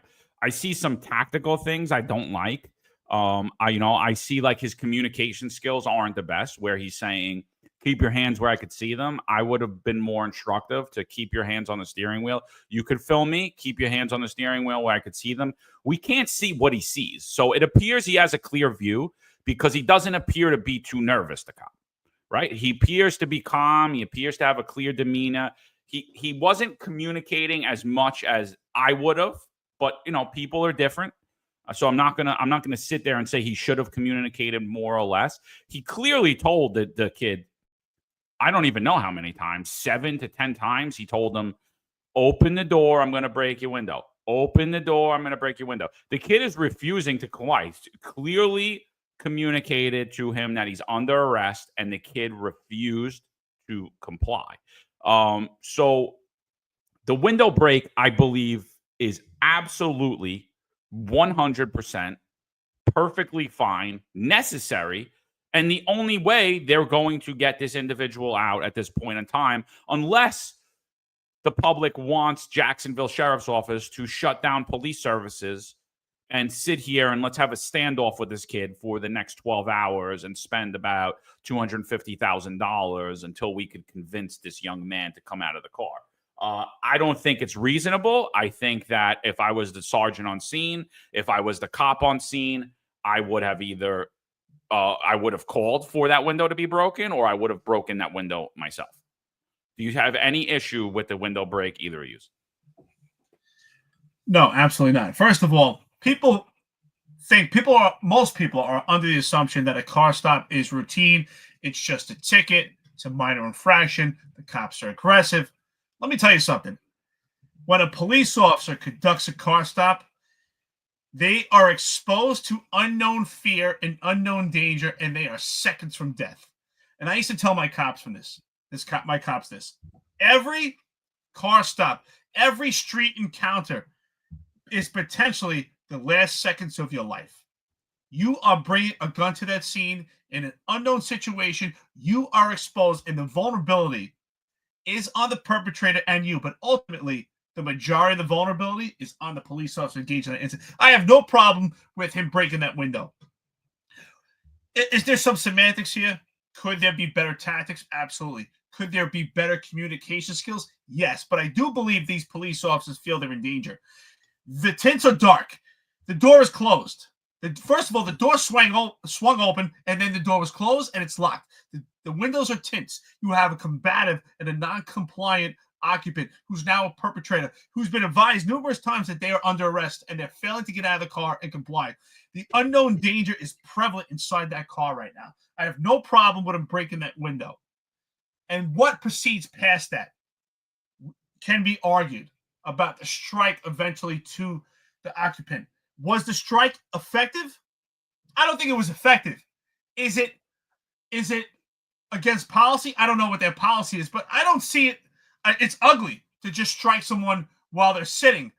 But if you look at that from that view, you're saying that the occupant was vulnerable. The police officers are vulnerable, and they have to utilize the tools and what they have at that moment, and also with their training. So deploying a strike to the occupant was a tool to try to get this perpetrator outside the car to place him under arrest. Are there possibly other tools? We could argue. Could he use his taser? Could he put his firearm? Could he just pull him out?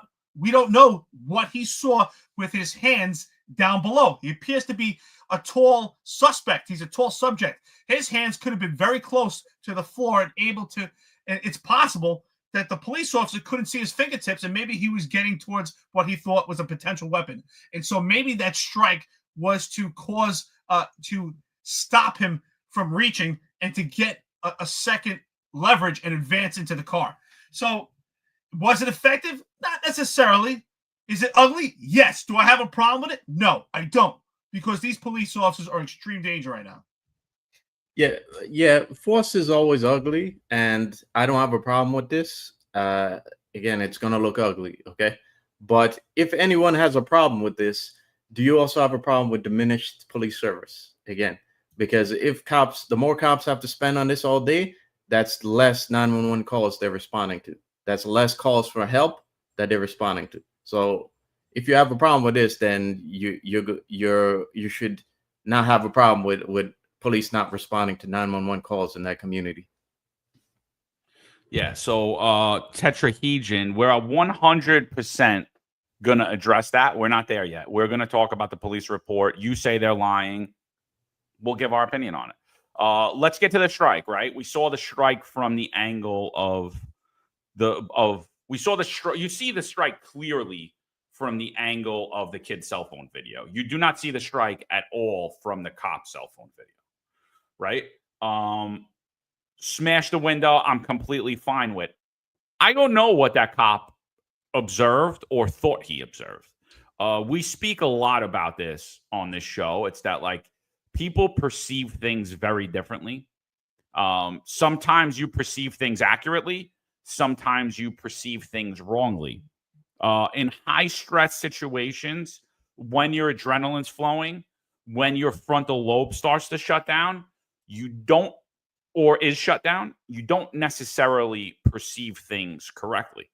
I've made mistakes. I've made mistakes in life. I've made mistakes in policing. I know for a fact that almost every incident I was ever in as a cop, if you ask my partner the same incident, it was a similar story, but there was a lot of difference in the nuance of it. So I can't sit there and tell you what was in the cop's head. Did I like seeing that kid get punched in the face?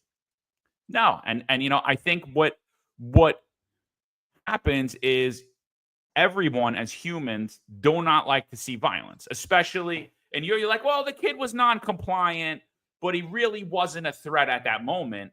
And I sit there and I say the exact opposite. I'm like, he's a real big threat at that moment. He's non-compliant. He actually put his seatbelt back on. So would I have thrown the punch? I'm not sure what I would have done in that situation because I'm not observing what that officer's observing. I know that reaching into that vehicle and putting my body into it to unseat him or do anything like that, I think you're at a huge tactical disadvantage at that point. You're actually risking your life now because that windshield's broken. You broke the driver's side window. You could easily cut your arm, cut your body, cut a vital organ.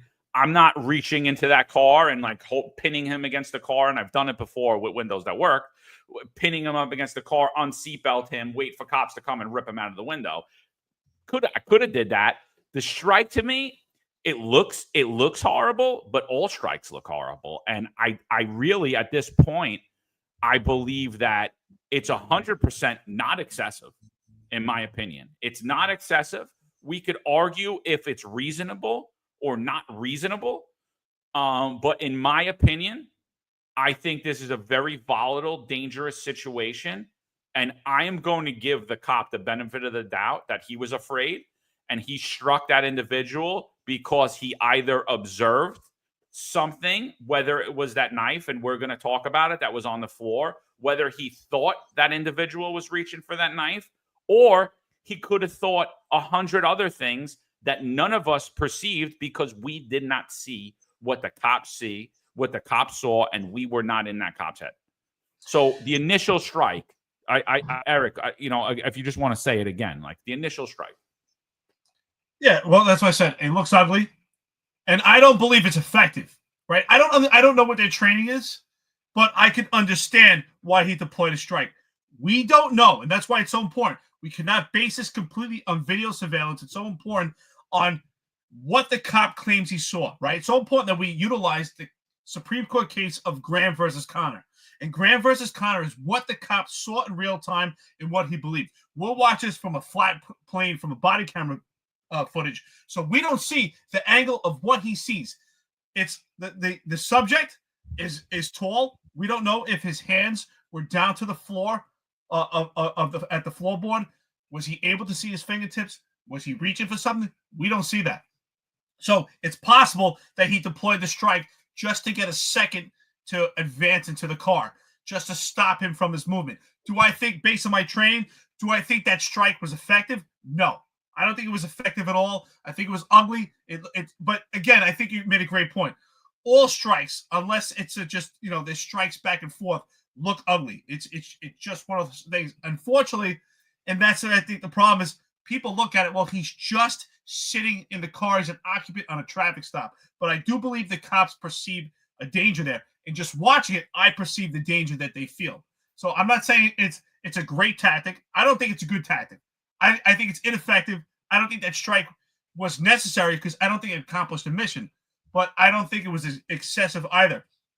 I don't think he struck him because he just wanted to hurt him. If you're striking someone and there's no significance and purpose behind it, then that's where it becomes unnecessary and potentially excessive. But I do believe, based on what he was saying and based on my observations, that he believed that he was reaching for something, which we later learned is a knife. So potentially that was a strike just to gain a second to advance.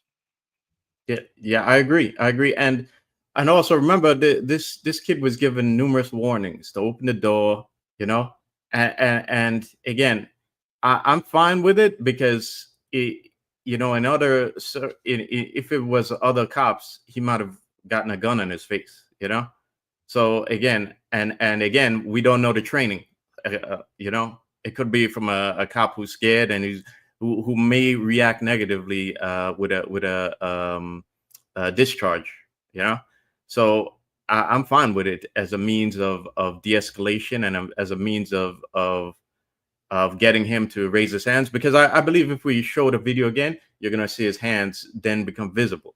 So I'm fine with it because again, that at the end of the day, this kid walked out of this alive, and the situations could go sideways for the worst all the time, So yeah, and whatever this idiot's name is, something Hamilton, Richard Hamilton or whatever. He says, you heard it here, folks. Anything could be justified by these people under the guise of fear. Maybe it's a good thing they're no longer on the force.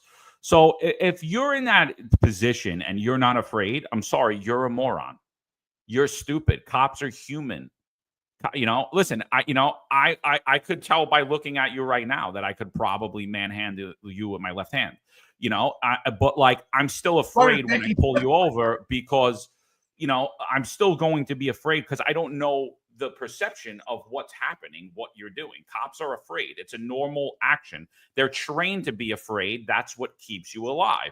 It's not to overreact and do things because, like Marlon clearly said, it was a strike. Was it excessive? Absolutely not. How soft is society become that, it was like, honestly, it was the weakest punch I've ever seen. And it was like, and people are so offended by it. There's not even blood on his lip or anything at that point. Nothing changes. And he doesn't even really flinch. He just puts his hands up which at that point I'll say is the first time he does something smart, because Marlon's 100% right. The cop easily at this point is justified to have his firearm drawn on him with his finger on the trigger. Is that a better scenario? You know what? If that was my child, I'll take the girl punch. You know what? Smarten up next time, because and for all you saying, oh, he was armed with a knife, right? None of us here said he was armed with a knife. There was a potential to get a knife. There was a potential to throw the car and drive. There was a potential to reach for a million other things in that vehicle that I can't see from the body camera or from that guy's cell phone video, the non-compliant individual. The first thing this kid does right is after he gets punched, he shows his hands. It's the first thing he does right. It's the first time that we see him actually get a moment of clarity is after that strike. He's like, okay, now he's still being combative. Doesn't unbuckle him. They unbuckle him. They take him out of the car. And what happens when they take him out of the car is he tenses. And you hear him, no, no, no, no, no, no, no. He doesn't want to put his hands behind his back. He is when the second strike comes from the same officer. He uppercuts him. I have no issue with that strike. He's tensed up. He's refusing arrest. He's refusing to comply. What do you guys think about that strike? I have no issue with it. I'm 100% not excessive to me. I could have the debate on whether it's reasonable or not reasonable force, but I think that the officer is more than justified in it. Yeah, there's no doubt about it. Listen, here's the bottom line. I think the guy in the car is young and stupid. I don't like seeing anyone get punched in the face either in that position, but at the same token, the police officers have to act. And that police officer had to utilize and supplement a tool to gain some leverage and get someone out of the car. For anyone here on the chat right now who's in opposition, is completely trolling this podcast right now, if you've never been in that position, it's extremely difficult to get someone who's in a seated position. Their weight is completely distributed into a full base. To get them out of the car is extremely difficult. All right, most people, if you try to pull someone out of a car, you'll probably knock your back out of whack. It's really hard to get someone out of the car. And then when they do get him out of the car, he's not just non-compliant and passive. He's actively resisting. I have no issues with the force. I don't believe it was unnecessary and excessive. I think we could argue from a tactical standpoint if the punch was effective or not. But unfortunately, I'm sorry, boo-hoo. If you don't want to get punched in the face, don't reach to the bottom of the floorboard in a car where the police officers can't see. And it's clearly the police officers are in danger right now, and they're scared. The police officers are scared. The only ones that are vulnerable here are the police officers. That perpetrator, Mr. McNeil, made a complete mistake. And once he got a punch in the face, he was educated. Oh, now I'm in a position. Now he was scared.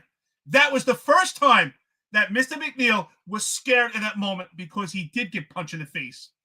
Because now there was complete danger. The police officers did not know what he was reaching for. And I don't think it matters if there was a knife there or not. The bottom line is his actions caused a reaction by the police officer. The police officers do not know what is inside that car. That's what makes a car stop or a domestic incident so dangerous, is what is in someone's domain is the knowledge to them. And the police officers do not know what's in that car. He could have been reaching for his registration or just got nervous and reached for a hat. We don't know. But the bottom line is sudden movements are dangerous to police officers. And that's why you have to take the high road. You have to take the high road and be compliant and allow these things to play out in court. This is a nightmare for the police officers, and it's a nightmare for the suspect. And I hope things like this educate the public and use common sense. If you're really scared, there's a couple of guys there with guns. De-escalate the situation by remaining calm and being stoic and let it play out. Even if the police officers are wrong, if the stop was unjust, well, then you know what? Then you'll get a nice payday. But if this is the way that you want to get a payday and you want to politicize yourself, well, then you cause unnecessary attention and you put yourself in that position. Yeah, and you're you're right, playing. Tom. Yeah, and you're playing Russian roulette, dude. You're playing Russian roulette because that punch could have easily been a shot. It could have easily been a 9mm, and we'd still be having the same debate: was it justified? Was it not? You know, and you know, people are sitting here. Oh, it wasn't raining. Well, he still didn't have a seatbelt on, so it's really a non-factor. It's really a non-factor. And at the end of the day, if it wasn't raining, then, you know, he has cell phone footage, take it to court. You're not arguing it there. Like, I don't understand everyone's thing with this. Marlon, what do you think about the second punch? Reasonable, unreasonable, unnecessary, necessary? What do you think? Well, I don't have an issue with it per se, but the problem here is the discussion is already handicapped, and it's handicapped because how much of their takedown of him is caused by policy changes from the post George Floyd. You know, the post rather. You can't put your foot on someone, your knee on their upper body, you know, and now you need 4 cops. You need like a whole army of cops to take down somebody. Okay. So our discussion on this is handicapped because I'm sure back in the old days, you wouldn't need all the 4 cops to take him down. 2 cops would have been all right. But now a lot of these police departments have changed their procedure just out of fear of getting caught on camera with cops on somebody else's back, and thus you now need 4 guys. So if everyone has a problem with the takedown, well, the problem is because we live in a post-Floyd era. So you should have a problem with them changing the procedures and the takedown procedures post George Floyd. Yeah, so 100%, and like here again, like I said, he's physically resisting at this point. Is he actively, aggressively striking the officers and throwing punches? No, but he's physically resisting, which is physical, which will lead. Cops are always going to take a step up, right? Their job is to put you in handcuffs. They're going to get you in handcuffs. They're going to raise your level. They're going to take it a notch higher. It's not a game I want to play. You want to play that game? Go ahead. I'm not playing that game. I'm just saying, okay, sir, whatever. You're a jerk off. All right, no problem. I'm under arrest. Okay, no problem. You're a dick. Thank you. I'm going to do all those things. I might talk shit, but I'm not getting myself shot. I'm not getting myself shot.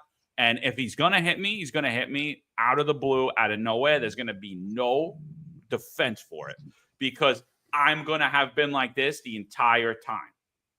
There's going to be no offense. I gave him my ID. I don't know. He just started beating me up. I don't know what happened. There's going to be no defense for it. So they get him in handcuffs, right? He's resisting.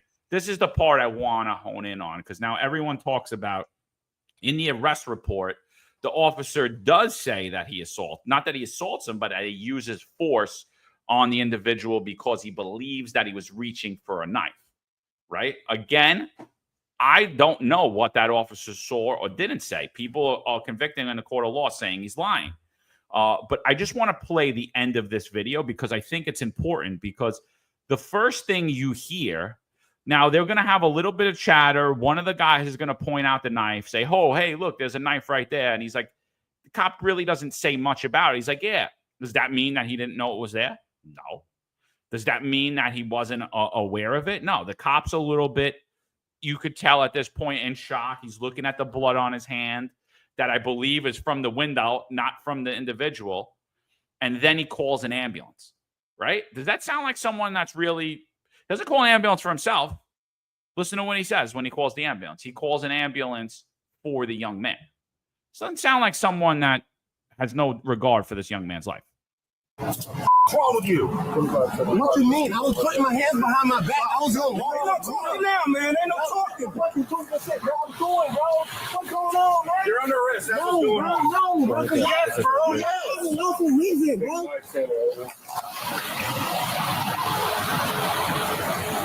You gonna throw my phone like that, bro? Yeah, I'm gonna take it off now, man. Bro. Yeah. And I'm just trying to have a regular conversation with y'all, bro. You just got to see what's going on. So your partner didn't even ask. Marijuana in his right pocket. Yes, it is. So why close the door if you see him pull up? Because, man, what you mean? He talking about arresting me and stuff, bro. I didn't do nothing. It's called resisting, idiot. I didn't do nothing wrong, bro. Can you get me up to the car talking to me now? What up? You broke my bro.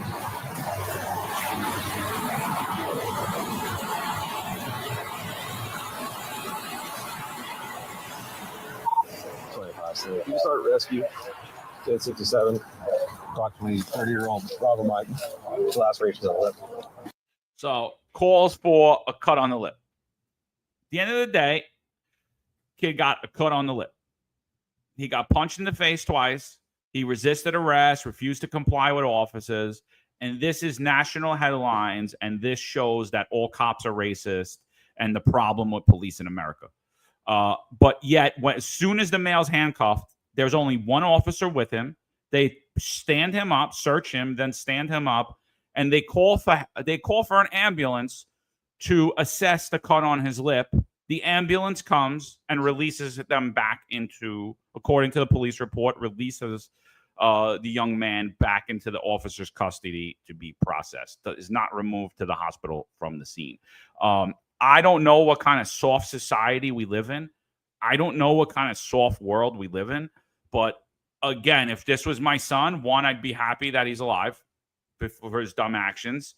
Would I be so happy that the cop threw a jab at his face and hit him in the face while he was in the car? No, I wouldn't.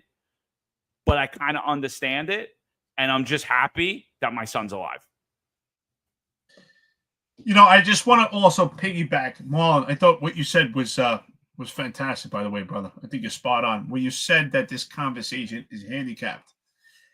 And I always say that. Where do we draw the line? Where is the dichotomy between policy along with common sense in comparison to optics? In every police incident, we're not necessarily fighting policy, we're fighting optics. And I believe the optics are always, the scales are always tipped against the police officers, right? There's several police officers. They're burly. They're carrying firearms. They're standing over the suspect who's sitting in the car. The suspect is doing a great job of kind of using a meek demeanor while being passive resistance. But at the same token, we can't see the lower half of his body.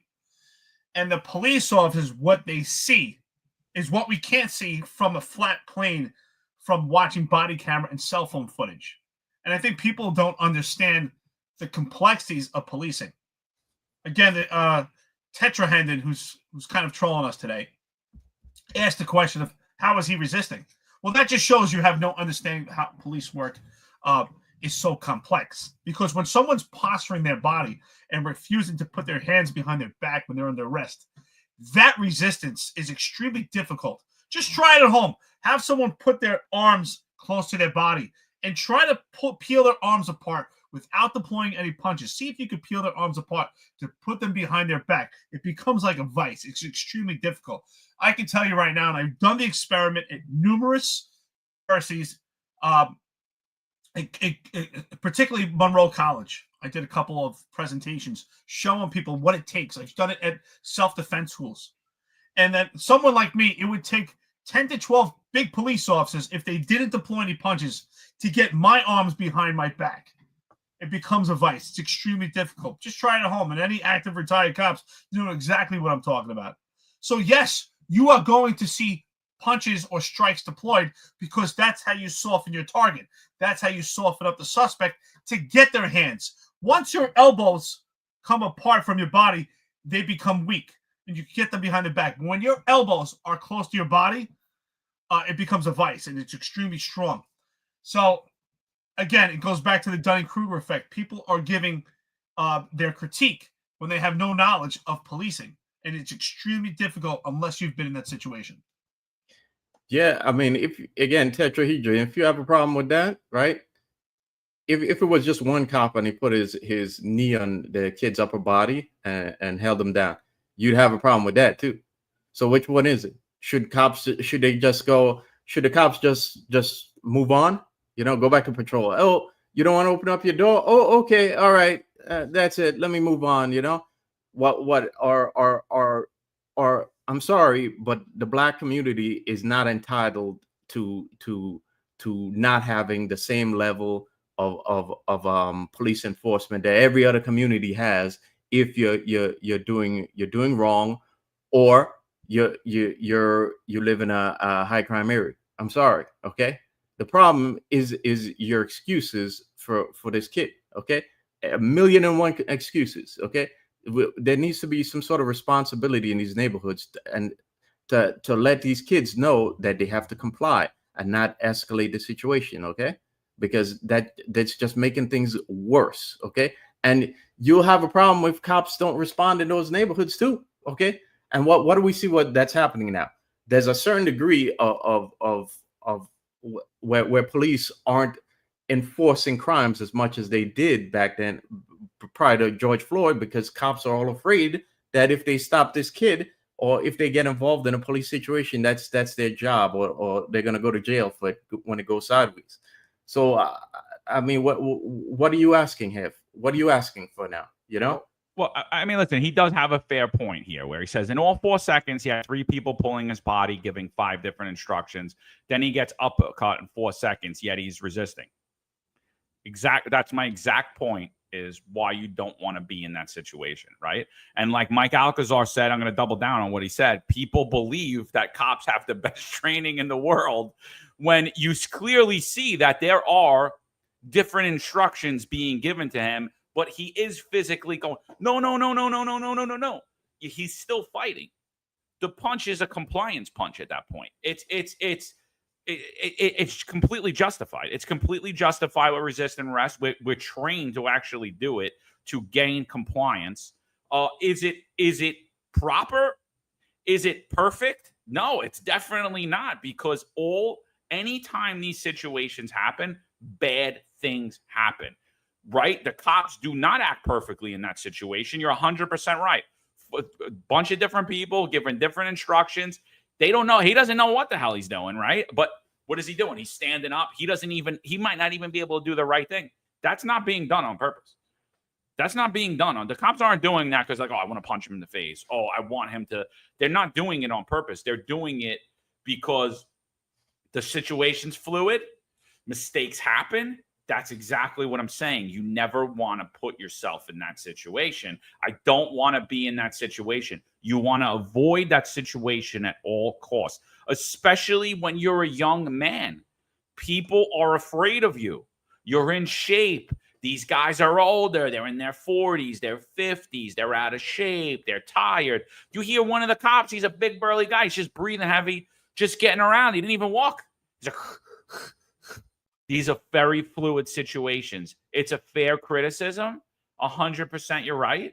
But it's the bottom line is it's going to happen every time. And there's no way to make these situations be perfect, because they're never going to be. And you know, to me, I'm just sitting here and I'm going, who the hell, you know why people don't want to be cops today? Because of this. We just talked for an hour, 47 minutes. We're talking about a 3-minute video where a kid got a cut lip. He got a cut lip after being a complete asshole to the cops. You know, an hour and 47 minutes, and the nation's talking about how this cop needs to be fired, how cops should never do car stops anymore. We should pull down policing. We should defund the police. This is why cops can't be trusted. This is why black people are oppressed in the country. I mean, it's ridiculous. It's ridiculous. Well, John, that's my point. My point, you know, I train constantly. I've trained in so many different martial arts, so many styles. An emphasis on jiu-jitsu now, but I boxed, I did Krav Maga, I've done it all. I've done Taekwondo, I've done karate, I've done Shotokan, I've done jiu-jitsu, I've done it all. And that's why I said I don't have a problem as far as that punch. I don't think the punch was unnecessary. I don't think it's excessive, but I thought it was ineffective. That's not the approach I would have taken. One, because of the optics. You have to play for the camera. I would always teach my cops, you have to, unfortunately, you're at the Academy Awards and you have to play for the camera, because you're not just fighting policy, but you're fighting optics. So it also takes severe and extensive training on utilizing what's effective and looks as best as possible. It's never going to look perfect, as best as possible on camera.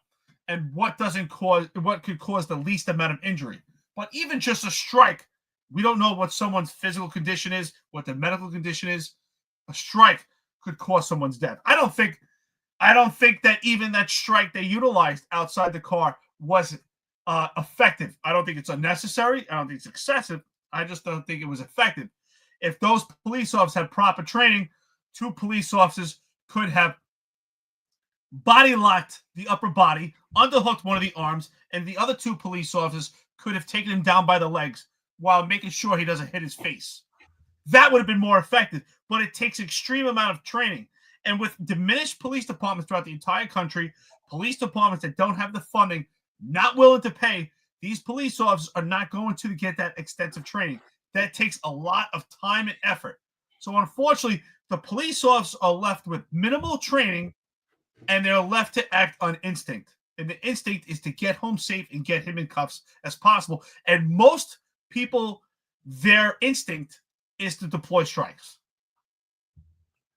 Yeah, I'm not sure how much training they could get with if you can't put pressure on the upper body like we did before George Floyd and before diaphragm laws. I'm not sure how much training you can get that's going to make restraining a resisting perp not look ugly. You know, I think the conversation is handicapped because that's always going to look ugly. You know, and people are always going to criticize it too. They're going to be like, oh, why they need, like, look, you got 6 cops on top of the guy, you know? Of course they need 6 cops because they can't put pressure on his upper body.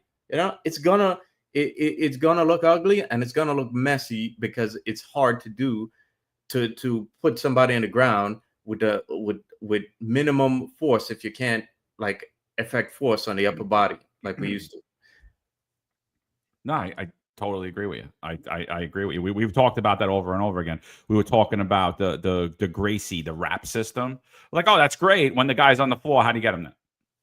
Oh, you're selling that to all the police departments? Okay, great. How do you get him out of the car? How do you get him out? Where do you know? You're putting us in the most easiest position. Like, once we're on the floor and he's compliant on his stomach, okay, that's good. How do you get there? You know, and like that was always my problem with the police training after Garner. I was like, how do you get there? You wait, time out. We're starting on the floor. Time out. That's not how things happen. That's not how things happen. He's starting on the floor on his stomach. That's not how things happen. How do you get there?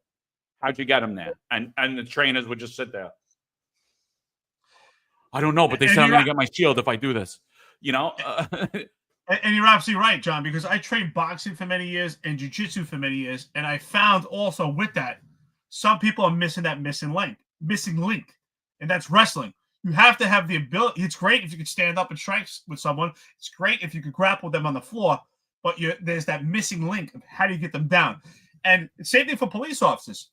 How do you get someone down to the ground? You want to get someone down to the ground because when someone's on the ground, you're not dealing with someone who's 6 foot and there's less kinetic energy, and they're weaker on the ground, and you could actually subdue your subject. But how do you get them down to the ground? And it takes extreme training. To think you're just going to football someone and run them down, it looks easier than it is. It takes extreme amount of repetition to actually learn how to take someone down where you're not knocking your back out, where you don't hit your head and get kneed in the face. It takes extreme amount of training.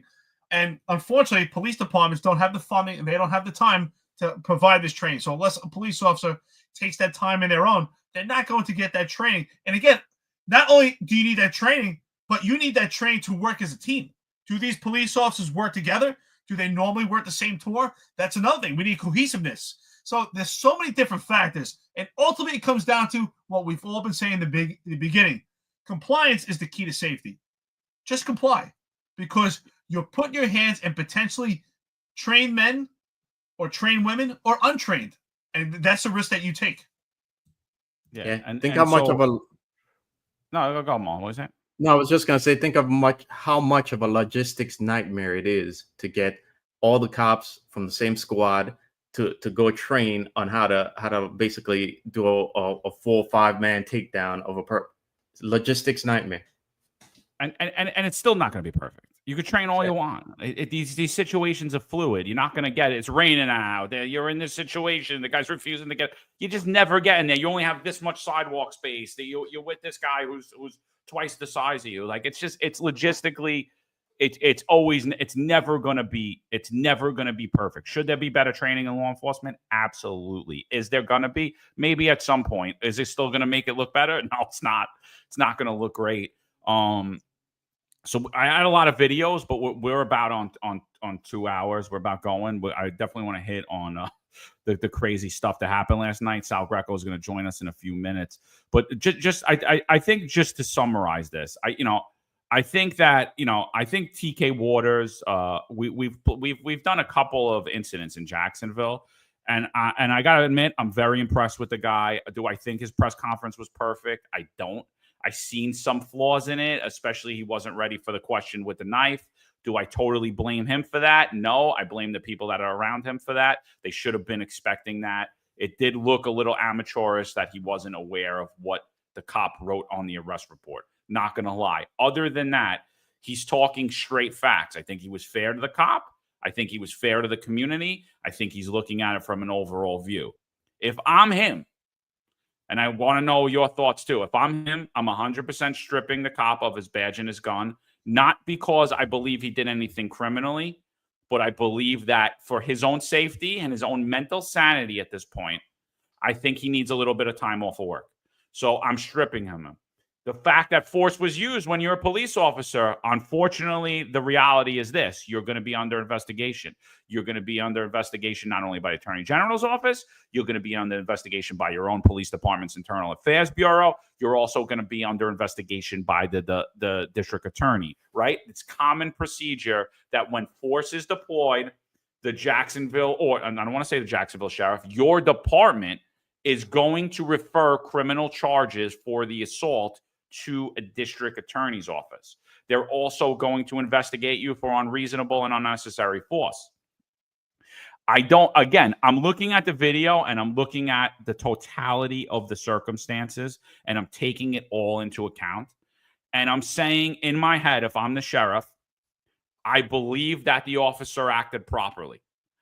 I don't like the punch. I think it was dumb. I think he risked his own life. I think it could have been handled better. I don't want to say better. I think it could have been handled differently because, again, these situations are very different. I think the punch, going through a broken window like that, opens him up more than it hurts the individual who got a bloody lip. Right. So I don't like the punch. I don't, but it's a tactical decision and something that I don't think if you play it 1,000 times, it doesn't happen the same way every time. So I don't think that me personally, I would seek to issue discipline to him. However, the situation being what it is, if I'm the sheriff, I'm going to say that he is guilty of using not unnecessary force, that the force was not reasonable. And I'm going to do that to protect him, to give some blood to the critics. I'm going to protect him from keeping his job.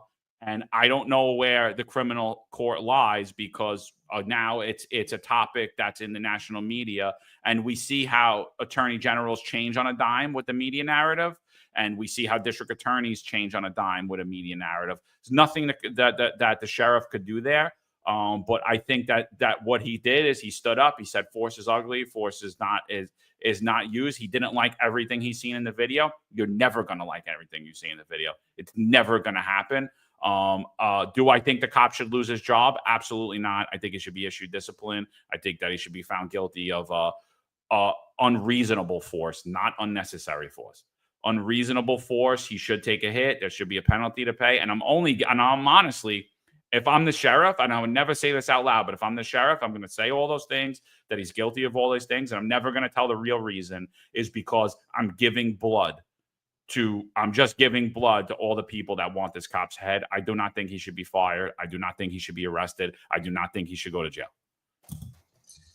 I don't think he should be arrested. I don't think this cop should be suspended or modified. I do believe in a timeout period, right? And when I say timeout period, I believe this is a great opportunity to say, hey, if you have some vacation, would you like to take it? If he doesn't have vacation, give police departments the opportunity. Maybe that would be something with the unions or contract for people to donate for him to take some vacation time. And the reason why I say that a timeout, cool off, because in a high prolific incident like that, this cop is now under extreme stress and duress. So any action that he's going to take further may hinder his own safety because he's already under subject of an investigation. He may be hesitant, or he may be overbearing and even more scared. So we do need a timeout and a cool-off period. But I don't think he should be suspended or modified. I think he should keep his shield and keep his firearm, take some vacation time, and allow this investigation to play out. I would like to know, based on this investigation, what he saw in that car. And if he deployed that strike because he was scared or thought he had to do it to gain leverage, then I could understand deploying the strike. Again, I don't believe it was effective. I don't think it was unnecessary.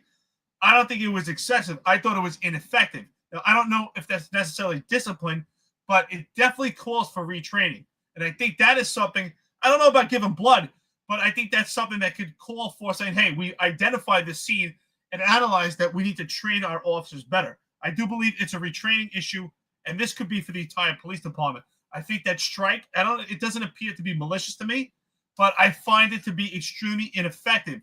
And I don't think it did anything but just caused more annoyance. I don't think it caused any injury. I don't think it actually gave him the ability to gain any leverage or advance.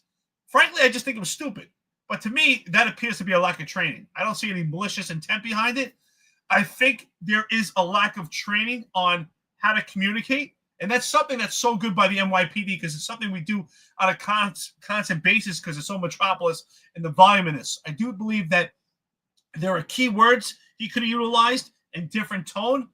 Maybe he would not gain compliance, but it could have been a better chance than just, get out of the car to get out of the car. There are specific ways. Oh, Eric Freeze. Yeah. Go ahead. No, you kind of froze there. Sorry, I just don't see any malicious intent behind it, so I don't see a reason to discipline or to modify. I see, and this is a great time for this particular law enforcement agency to analyze their training and to get better training. I just find that strike was completely ineffective. Yeah, you're muted, John. One thing before you go, Marlon, just I 100% I'm modifying him. I'm taking his gun. He's in a high stress situation. I'm 100% modifying him. And I'm going to sit him down and say, it's not because this is not a disciplinary modification. This is a modification while we investigate, and I'm taking his guns from him. He's under high pressure right now. He's under high stress. He's got a bunch of mo's from New York talking about what's happened in Jacksonville. The entire country's talking about this right now. I'm taking his guns from him, and I'm putting security outside his house. 100%. That, yes. Yeah. I agree with the security. I would definitely put security in front of his house. But I'm not modifying him. I'm finding a way to give him vacation without necessarily taking it out of his pool. And I'm also analyzing this for training purposes. I don't have a problem with the punch. I think we could have a discussion about the tactical necessity of the punch and whether we can do better in training. But I'm not modifying him, and I'm not taking away his gun. If anything, he's going to need his firearm now because God knows what other wackos looking to escalate this situation are going to be potentially going to be targeting him right now. So I think he needs that, and he needs the security around his house and his family. The main important thing to remember that I think about this is that the training. There needs more training here, and he needs more training with the other officers of his squad. So I personally, I think everyone's saying, "Oh, you can't take his gun. You're going to emasculate him. It eats at him further." All right. I mean, I don't believe any of you wouldn't take his gun. I honestly don't. Ron, I think you're 100% taking his gun. Rob, I think you're 100% taking his gun. I don't. And again, I'm not taking the gun I'm taking it to protect his life. Suicide is an issue in the police department. In case everyone's not aware, that we've had 9 of them this year in the NYPD from last July. If you think that this person is mentally capable right now, I just don't. I don't. He's the head of national. I'm not saying for a long period, but until this initial blowback, a week, 2 weeks, 100%. He needs some trauma. He needs some trauma counseling, and he needs some psychology before we determine anything. 100% taking his gun, 100% modifying him. I honestly, I think that if you guys don't, and anyone that doesn't, I honestly question it, because I don't see it. I think that any of us in the same situation would be under super high stress and not in a right mental state at all to even go shopping. I think he needs security around him 24/7 and his family until there is a mental evaluation done of how he's handling and dealing with this enormous amount of stress that most humans on earth will never face and never deal with for the dumbest shit. I think he does need his guns taken. Absolutely. I'm gonna have to really disagree with you on that, John, because I think that's the NYPD mentality, and I think the NYPD has a problem. Doesn't treat cops like grown professionals and adults, and I wouldn't respond in. I think this is Florida, and I think the fact that guys do patrol by themselves is just an indication of the higher degree of I don't know, responsibility they get, or better or more adult treatment they get than New York City. So I wouldn't approach this from a New York NYPD standpoint. I think if he had shot somebody, and if the kid was shot, and then I would consider taking his firearm, only because that has to weigh on his mind. But I don't think it escalated to that point, and I don't think it necessitates taking away his firearm. I don't think it's that to reach that level. He just needs a break off, because he's going to be a target on patrol and a distraction. There's too much of pressure around him right now for him to properly conduct his job. So that's why I'm giving him a vacation. What's so important about us giving a different perspective is, I believe, is when I always say opposition meets opportunity, is meeting halfway. Now, I respect what you're saying, John. I get it. I don't agree. In this particular case, I believe this is a training issue. I've watched this video numerous times. I find this to be a training issue. I want to put emphasis again. I find that strike completely ineffective. I don't see the malicious, any malice intent on it. I just think it was ineffective. It was stupid. It doesn't look good. It doesn't do anything. It doesn't. Honestly, if that guy wanted to grab a gun, even that strike would not have stopped him. It wasn't effective. It's not a knockout punch. It's not going to stop him. It was just going to cause more annoyance. And in my opinion, if that was more of a violent perpetrator, that would have actually exacerbated the situation even more. So I just find it completely ineffective. I find this a training issue. Now, I am open to having a conversation, and there should be a conversation with his superior officer, maybe the commanding officer, and to find out where his mental state is and see if he can handle the pressure while he's on vacation or sitting administratively at the precinct while this plays out. If his mental state is not intact, then I could see removing the firearm. But just based on this, I don't see a reason to remove the firearm, because the firearm is a part of the uniform. And if we remove his firearm, we're saying that there is some guilt. And to me, that could exacerbate the mental health. But I find this to be a major training issue. I would not modify him. The best suggestion would be a timeout period. I do believe in a timeout period. They say time heals all. A good cool-out period. And it should be on vacation. If he's in the area, yes, have some time with security. But I do believe it's best for officers, if you're in a high prolific incident, to utilize some vacation time, or allow police officers to donate time to allow that person to take some vacation time to get away from that and not be isolated to the area. Because I believe if you're isolated there and your safety's at risk, that does exacerbate your mental health. Yeah, I'm definitely going to totally disagree with all he is. Rob, I don't know. Rob, Chief Lukash says, nope, the officer who tasered Morales and fell to his death after a lawful order, I fought for him not to get modified. I don't know if it's the same scenario that I'm thinking about, but I'm thinking about the lieutenant, and God forgive me, I can't remember his name right now, but he was in ESU, and he made the call to tase somebody who was up on like wouldn't come down from a red light, and the guy fell, hit his head, and died.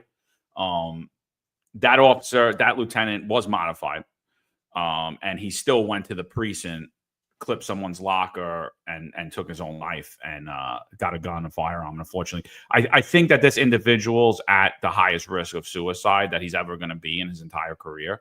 And I agree with you. I agree with you that I don't see that this is a fireable offense, and I don't see that this is anything he should go to jail for or anything. I think the totality of the circumstance dictates that young man put himself in that situation. But again, I'm 100% not weighing down the gravity of this is national news. They're looking to spark this as riots, and I am going to find him guilty of unreasonable force. And because it is a tactical situation, and we're going to train, and then I'm going to bring out new training for how to deal with individuals that are refusing to get out of a vehicle, specifically detailed to that same scenario.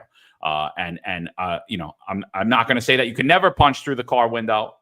I'm not going to say that at all, but I'm going to say you shouldn't because of your own life and because of other circumstances involved. But again, I agree with 100% Marlon. I'm looking at it from an NYPD point of view. I'm not looking at it from a down south point of view. I called the thing that happened in the Jacksonville Stadium from an NYPD point of view. And Sheriff TK Waters, again, I'm very impressed with him. I didn't agree with his analysis of it and his take, and he didn't do anything to those officers. He didn't discipline them at all. And again, I said I think that there is discipline necessary. He didn't discipline them at all. So I could be proven 100% wrong, but I do think that this individual's at the highest chance of suicide that he'll ever be in his entire career. And if, as law enforcement leaders claim that they care about suicide, they're not doing anything to show me that they do. I mean, there's nothing in place to come out and help individuals that are under an extreme amount of stress, which he is, regardless if we say that there's a training issue or not. I'm taking his gun. If I sat here and I said that I loved everything he did, I'm taking his gun.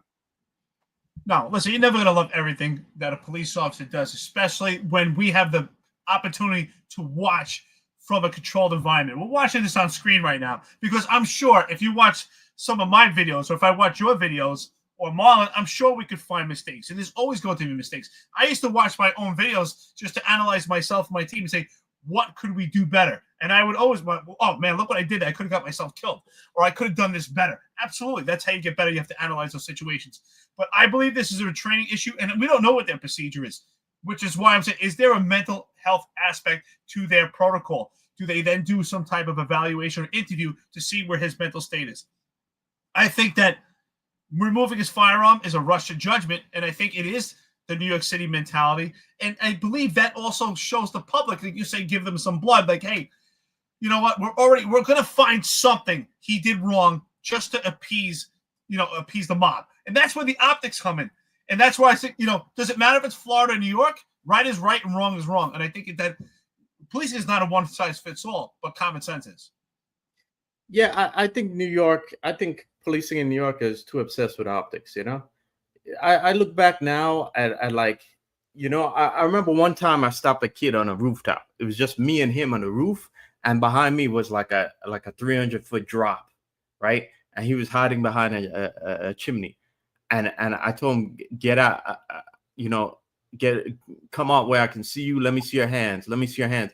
And the kid peeked up at me, and like he was thinking. And I kept thinking to myself, if this kid rushes me and pushes me off the roof, I'm dead.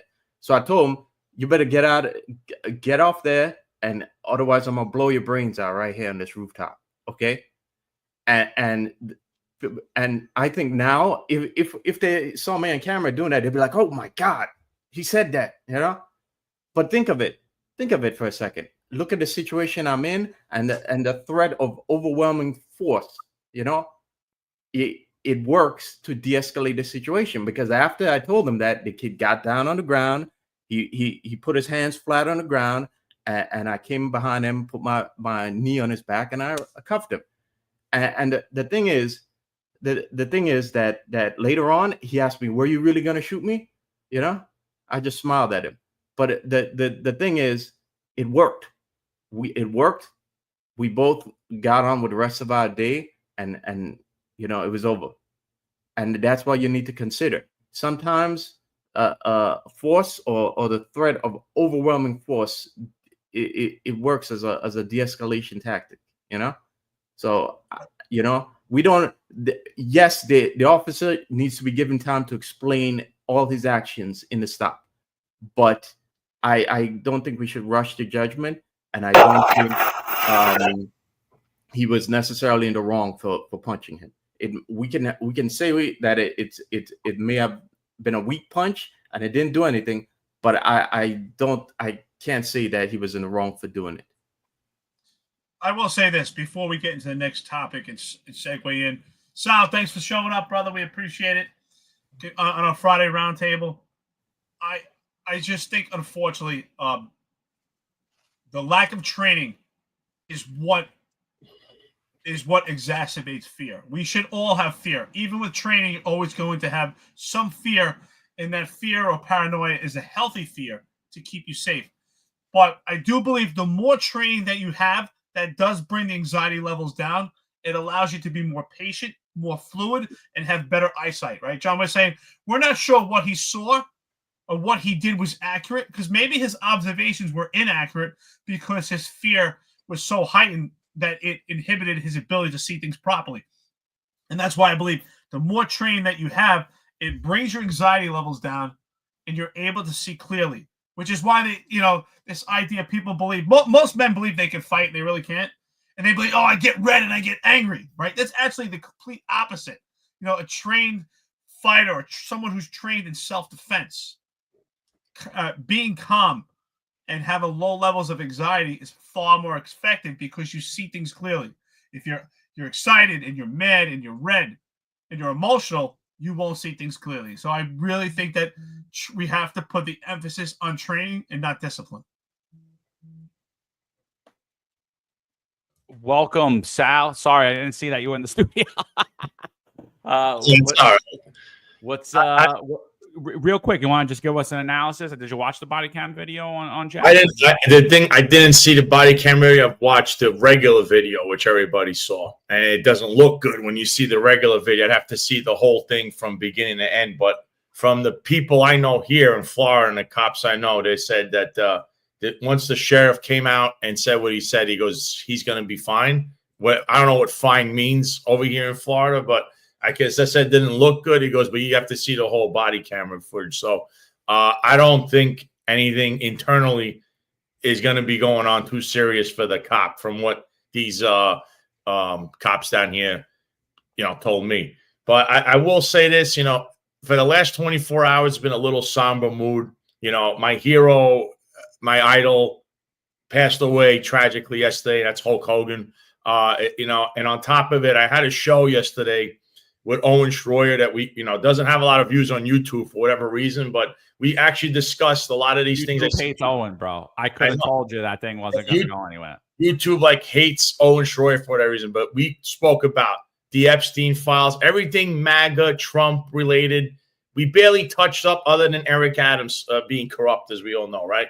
And didn't say much about NYPD stuff. And then comes that article came out about the chief of department, John Schell, okay? And then this guy, late at night, where we all know that he's an inebriated buffoon and that many of the NYPD can back this up, that he actually comes to work inebriated, goes on an unhinged, yet again, another unhinged rant where he's attacking myself, John, and Eric out of nowhere. And I just want this on record here to tell me, as bad as you just saw that video in Jacksonville, right? Do you think any of those executives or the sheriff of Jacksonville would ever go on social media and start unprofessional rants like not this? Even close. Sal, what's hysterical about that whole thing is I used to call him Fat Triple Neck, but now I got a new name for him. It's Johnny Hashtags. So if you go to John Schell's page, just check out his hashtags. You're fired, never going to be a captain. It's actually hilarious. And I'm sure today he woke up and was hitting the delete button, but that's okay. We got screenshots. Thank you, brother. So Sal, tell us a little bit about the article. We found out that John Schell is a tax cheat recently and that he was still promoted even after that. And then, so you had posted you had posted this. Dr. Phil paid New York NYPD Chief of Department John Shell's travel expenses of at least $1,000 while he disciplined and transferred NYPD cops for not saluting Kaz Daughtry. So Shell's essentially getting paid to do a media hit, which is completely insane because he's doing the media hit as a member of the department, right? It's not like he's doing it as John Shell off duty. You know, I know he thinks that he's like a media guru now. I guess he kind of is. I mean, he's kissing Ruddy's ass. He's kissing Katsumatita's ass. Good for you. I mean, it ain't going to be me. So just wipe your face a little bit, John, like this. But you know, when you're doing it as an NYPD cop, it's literally the same thing as you responded to a 911 call. You handle the situation for a business owner, and then he gives you a little tip. Right? It's called a bribe. It's called official misconduct. There's a lot of things wrong with this. And then my other thing is when he traveled, did he bring a security detail? Because he certainly brings them everywhere. And it leaves those questions. What do you know about this, Sal? So you tweeted this, and I guess it was Thirsty Thursday yesterday. Happy hour started early, and John Shell starts just hashtagging at all of us, goes after Sal first, hashtag you're fired. He retweets what Sal put out. What do you know about that story? Yeah, so first of all, you misspelled that. That shows you how I don't know how many you already pounded down before he started that one. And then he went on and started on with you and then Eric. The guy was unhinged. But this story, originally, I already had known this to come out because it's actually in his, at the end of the year, you have to file your finances and all the executives have to do it. So this was, you look at it, it is out there. So apparently he got paid for his travel expenses with Dr. Phil. And as you and we always discussed here, how the hell is this guy on all this media running around with the media thing with him and the deputy mayor of Clout chasing, Kaz Daughtry? So this came out, and there's other questions here like the security detail coming with him. And then also it mentioned about the documentary. If you remember who said the documentary was coming out, it was Eric Dim right on this show many months ago that told everyone there's a documentary coming out. And now we all know about Netflix. So they're getting paid to do this stuff. And as I had stated, there was going to be and this is alleged, we'll say so, nobody gets offended, that there was supposed to be a deputy commissioner of operations bureau. And in that bureau, there was a budget. And the budget for this media venture stuff was right there. And that's what they were aiming for. And John Shell and Kaz Daughtry were, the main people that were going to get all this money, whatever it is, involving the Deputy Commissioner Operations Bureau. So that was the intent.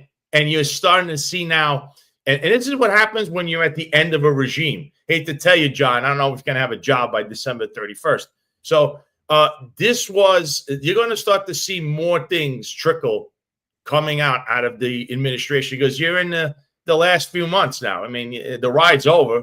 So, and it tells you also that he's constantly on social media. He's making the round. So he's technically a Trump surrogate. And meanwhile, I got fired for them trying to say the same thing about me, yet I never went anywhere and mentioned anything in uniform or on job time. So it's funny how this is all coming out now. And then we see that not only will we right again, the guy goes on an unhinged rant late at night. Jennifer Harrison was jumping in. And then the best part is if you pull up my own post where I mentioned the thing that's factual, that why doesn't he explain why he is getting sued by Dana Ratchlin and that maybe Dr. Phil will pay his legal expenses because the next mayor can say, you know what? That General Municipal Law 50K2, you're right. All these people should not be getting represented by the city. John Shell needs his own lawyer because covering up sexual assault / rape or being a part of that madness with Madry and Kaz Daughtry and them, that's actually not covered by the city. It's not part of your duty. So Dana Ratchlin, John, reached out to me and told me she's literally had to move because she's afraid of getting murdered by a guy who has killed someone. So that shows you the temper of this guy behind the scenes. So, I mean, do you blame her? She's a single female, right? Look what they're doing. They're sending, 60-year-old cokeheads, gay cokeheads to try to threaten us. And, I mean, I don't blame anyone that's afraid of these guys. I understand why the media is afraid of them. I understand why a lot of people in New York City are afraid of them. They're thugs. They're running a criminal enterprise. That's exactly what they are. They're thugs, criminal enterprise. Former chief of NYPD, Mike Osgood, says it himself. He's embarrassed by what he sees. This department is run by thugs. It's a corrupt enterprise, and there's numerous promotions that of people that are unqualified. It's a disaster right now. There needs to be complete federal oversight. I spoke to Mike Osgood. He wants to see it. There needs to be complete federal oversight. This is just completely unprofessional. After you put that post out, Sal, of course, the pokes shell a little bit. I said, did he fill out a 1099 for that's why he got mad. So, but it was hilarious. He went on a complete unhinged, unhinged tear. It was hysterical. And obviously, I don't know if he knows this, but he's using department equipment to look up, my arrest record and things like that. He's the only one that can access that. So I don't know if he's doing it on his drunken hinge, but he needs some help. His blood pressure was through the roof yesterday. I can tell you that. Yeah, he says about Eric. They were going back and forth. Eric said, Eric, I think we were responding to my post, and he said, pull words from someone who couldn't spell integrity, let alone in it. Maybe focus on fixing your own emotions before critiquing others. And then Shell says to him, Eric, this is in part true. My SAT scores were not great, but in terms of integrity, I think that the South Bronx spoke against your integrity. Hashtag goodbye. Hashtag never a captain. Hashtag unqualified. So Eric says, I should have had you mentor me. With your experience and flawed record, I certainly would have been chief of department. And then Shell responds, no, Eric, can't toss everyone and come without. Wait, he says, so he's accusing Eric of just going out and searching everybody like his CRT team's been doing. So he says, no, Eric, can't toss everyone and come up with some medal. Broken clock is right twice a day. You had 55 collars in your career. Therein lies the problem. You were not qualified. Growing a goatee does not count. Again, Eric was a cop for a short time, effected 55 arrests, but John Shell put kids on his CRT team that had 3 arrests and made them detectives. So what the hell? He just shit on his whole top tier team because they all got brought there with less than 55 arrests, had no experience, yet you sent them around to run around the city like cowboys. Ridiculous. Marlon, what are you thinking about what happened last night? Well, I'd also like to point out that Donlin in his lawsuit called him a drunk in no uncertain words, and lazy and disinterested in actually like developing certain plans. So I wish he would spend more time doing chief of department stuff than actually drunk tweeting, on X.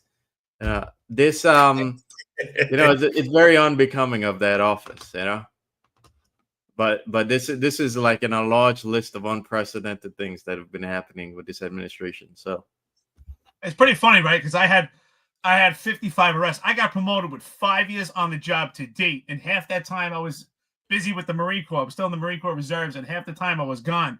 And I got about 40 felonies. If I would have stayed as a cop, I would have had a lot of arrests, which is why I got a lot of guns as anti-crime sergeant lieutenant. But I made sergeant right away. I passed with 3 years on the job. I did well, and half the time I was in the Marine Corps, and half the time the sergeants wouldn't even let me make a call because they didn't want me getting jammed up for the test. So there's a lot of stuff they don't know. But 55 is a lot more than Eric Adams and Tariq Shepard. But guys, I mean, I know we're not executives, but how could you? This guy is representative of the police department. He's the highest ranking uniformed officer. How do you sit? How does this look for the police department when that high rank is on doing this online? I know he doesn't watch the show. It's a small podcast. I've heard that a lot this week from him and his little surrogate too, But I mean, look, what is he doing responding like this? I mean, but his responses are insane because he's shitting off over all the entire police department. So I was a cop. I didn't have kids at the time. I wasn't in the Marines.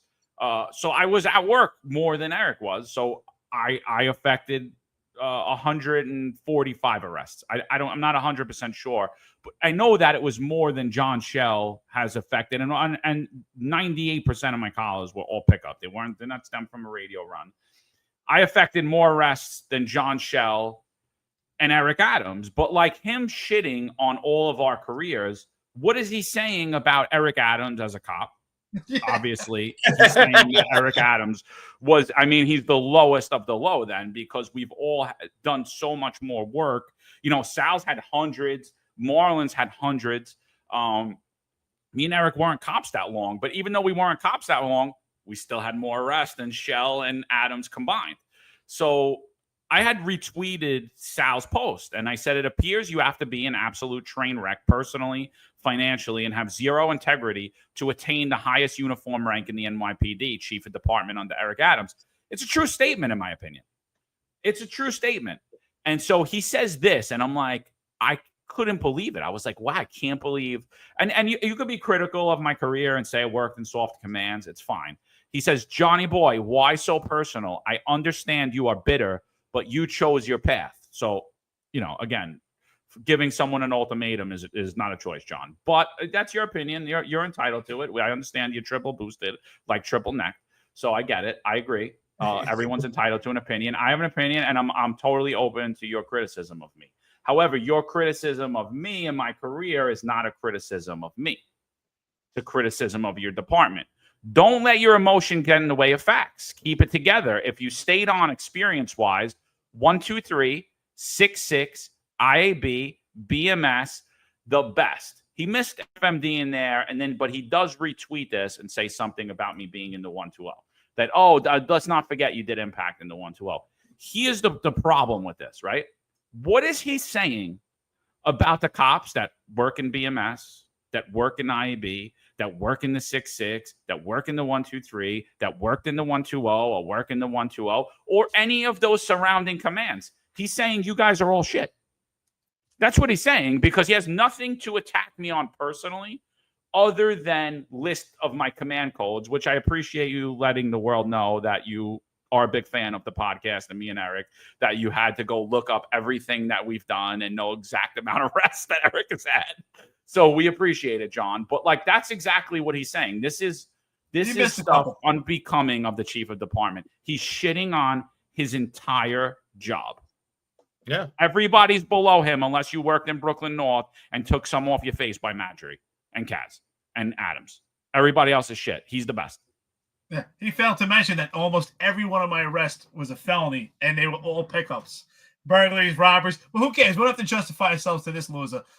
But he is kind of funny. You know, I figured his blood pressure must have been going through the roof. I was like, this is hilarious. Even at some point, some of my friends were like, is that really the chief of department? Is that a fake account? I'm like, no, that is the chief of department. That is the highest ranking uniform member of the biggest police department in the entire world.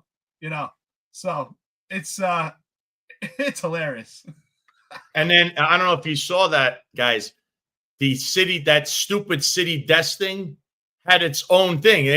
There it is. It actually talks about John Shell. This is hysterical. And the ball was confused. Yeah. You know what really irks me about this?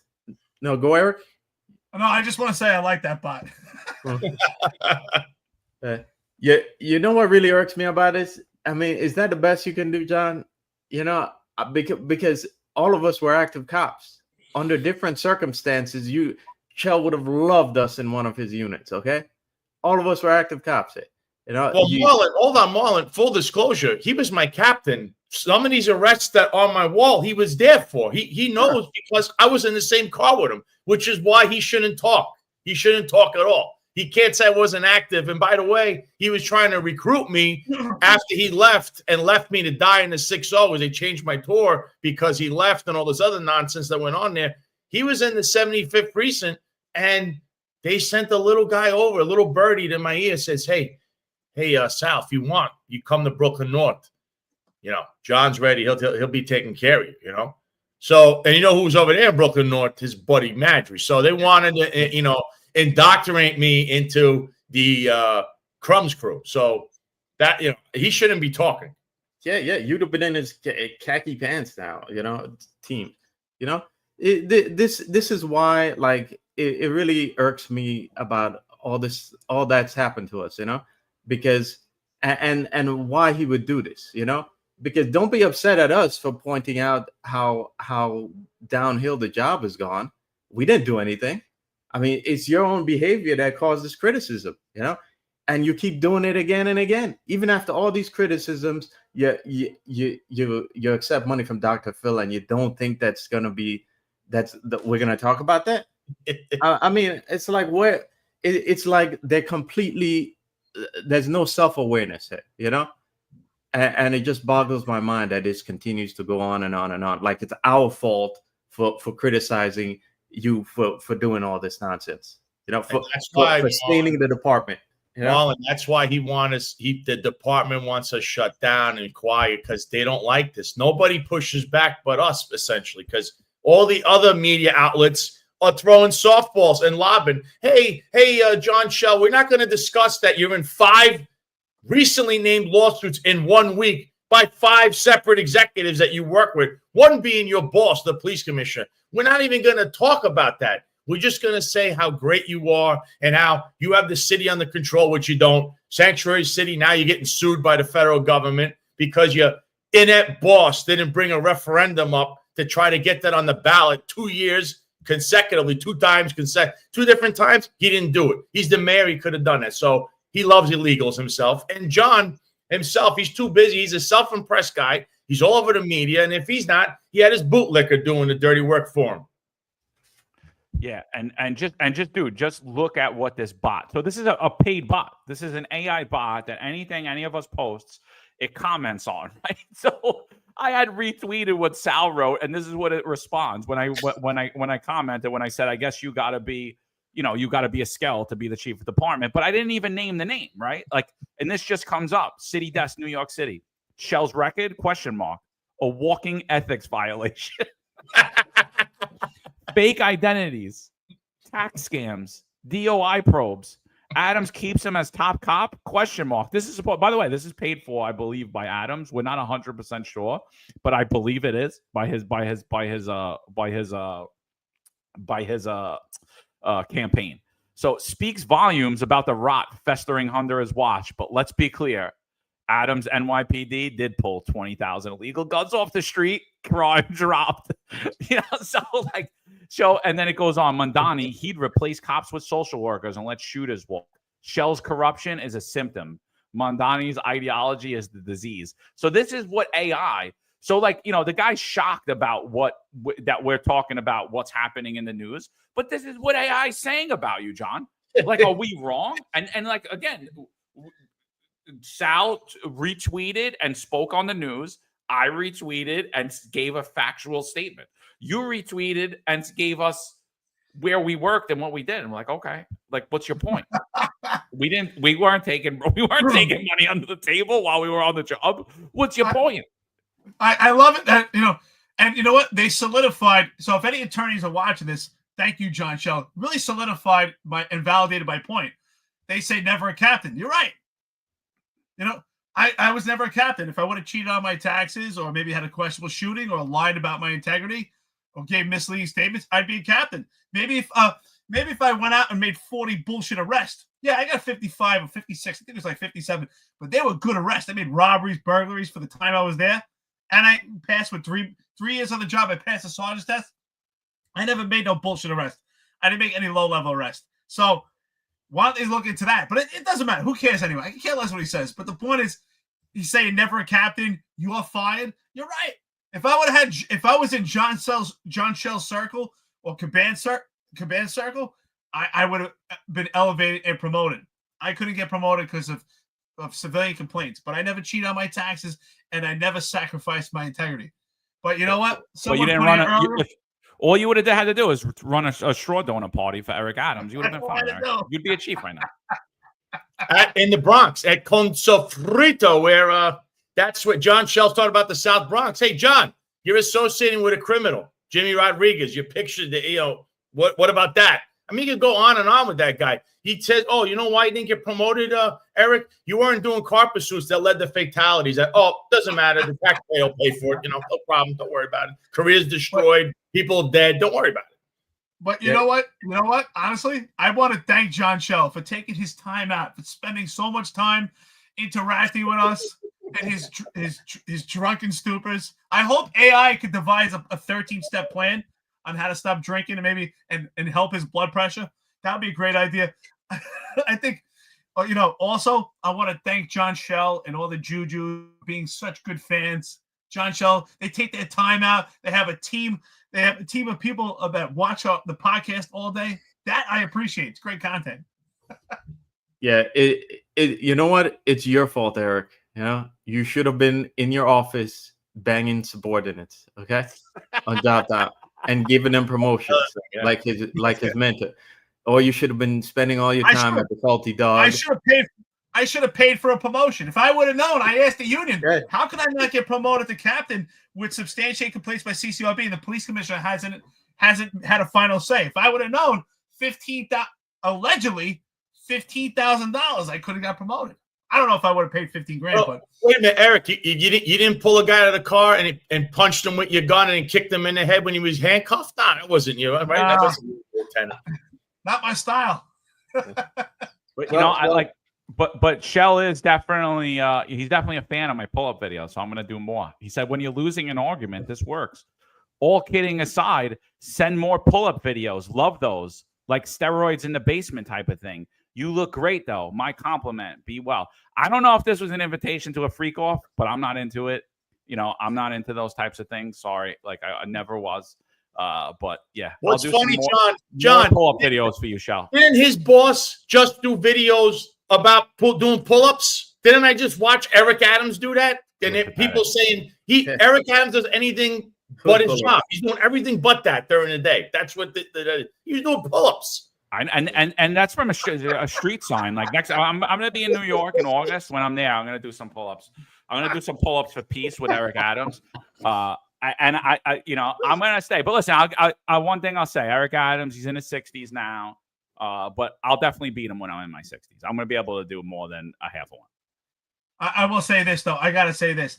If that was a sparring match between us and Shell, that was a TKO, brother. That was a total knockout. He got roasted. He got destroyed. Listen, at least he lost his name, a fat triple neck. I'm going with Johnny hashtags. His hashtags are great. He needs some spelling, some grammar fixes. But I was really upset by it. I was crying when he said never a captain. I was really hurt by it. It really meant a lot to me. Yeah. What a loser. Yeah, it's not too late, fellas. It's not too late. I'm gonna have to put in a call to either Patrick Gordon or Joseph Ayala and see how much it's gonna take to get us back there. Oh, look, John, look at this. Juju says, don't forget to drop your locations, John. We will pay you a friendly visit. Well, I'll meet you at Sobro Gardens. He's been saying this for 3 years, but I'm everywhere. He's never there. I don't get it. You've been saying this for 3 years, and I'm there. I tell you where I am. Go to Sobro Gardens where they cover up stabbings or involve them themselves, Or why don't you go? This guy never addressed that. I think Juju himself is a Jimmy Rodriguez guy. And if he's a cop, he should be fired. If not, looked into, maybe handcuffed. But I know one thing, Juju.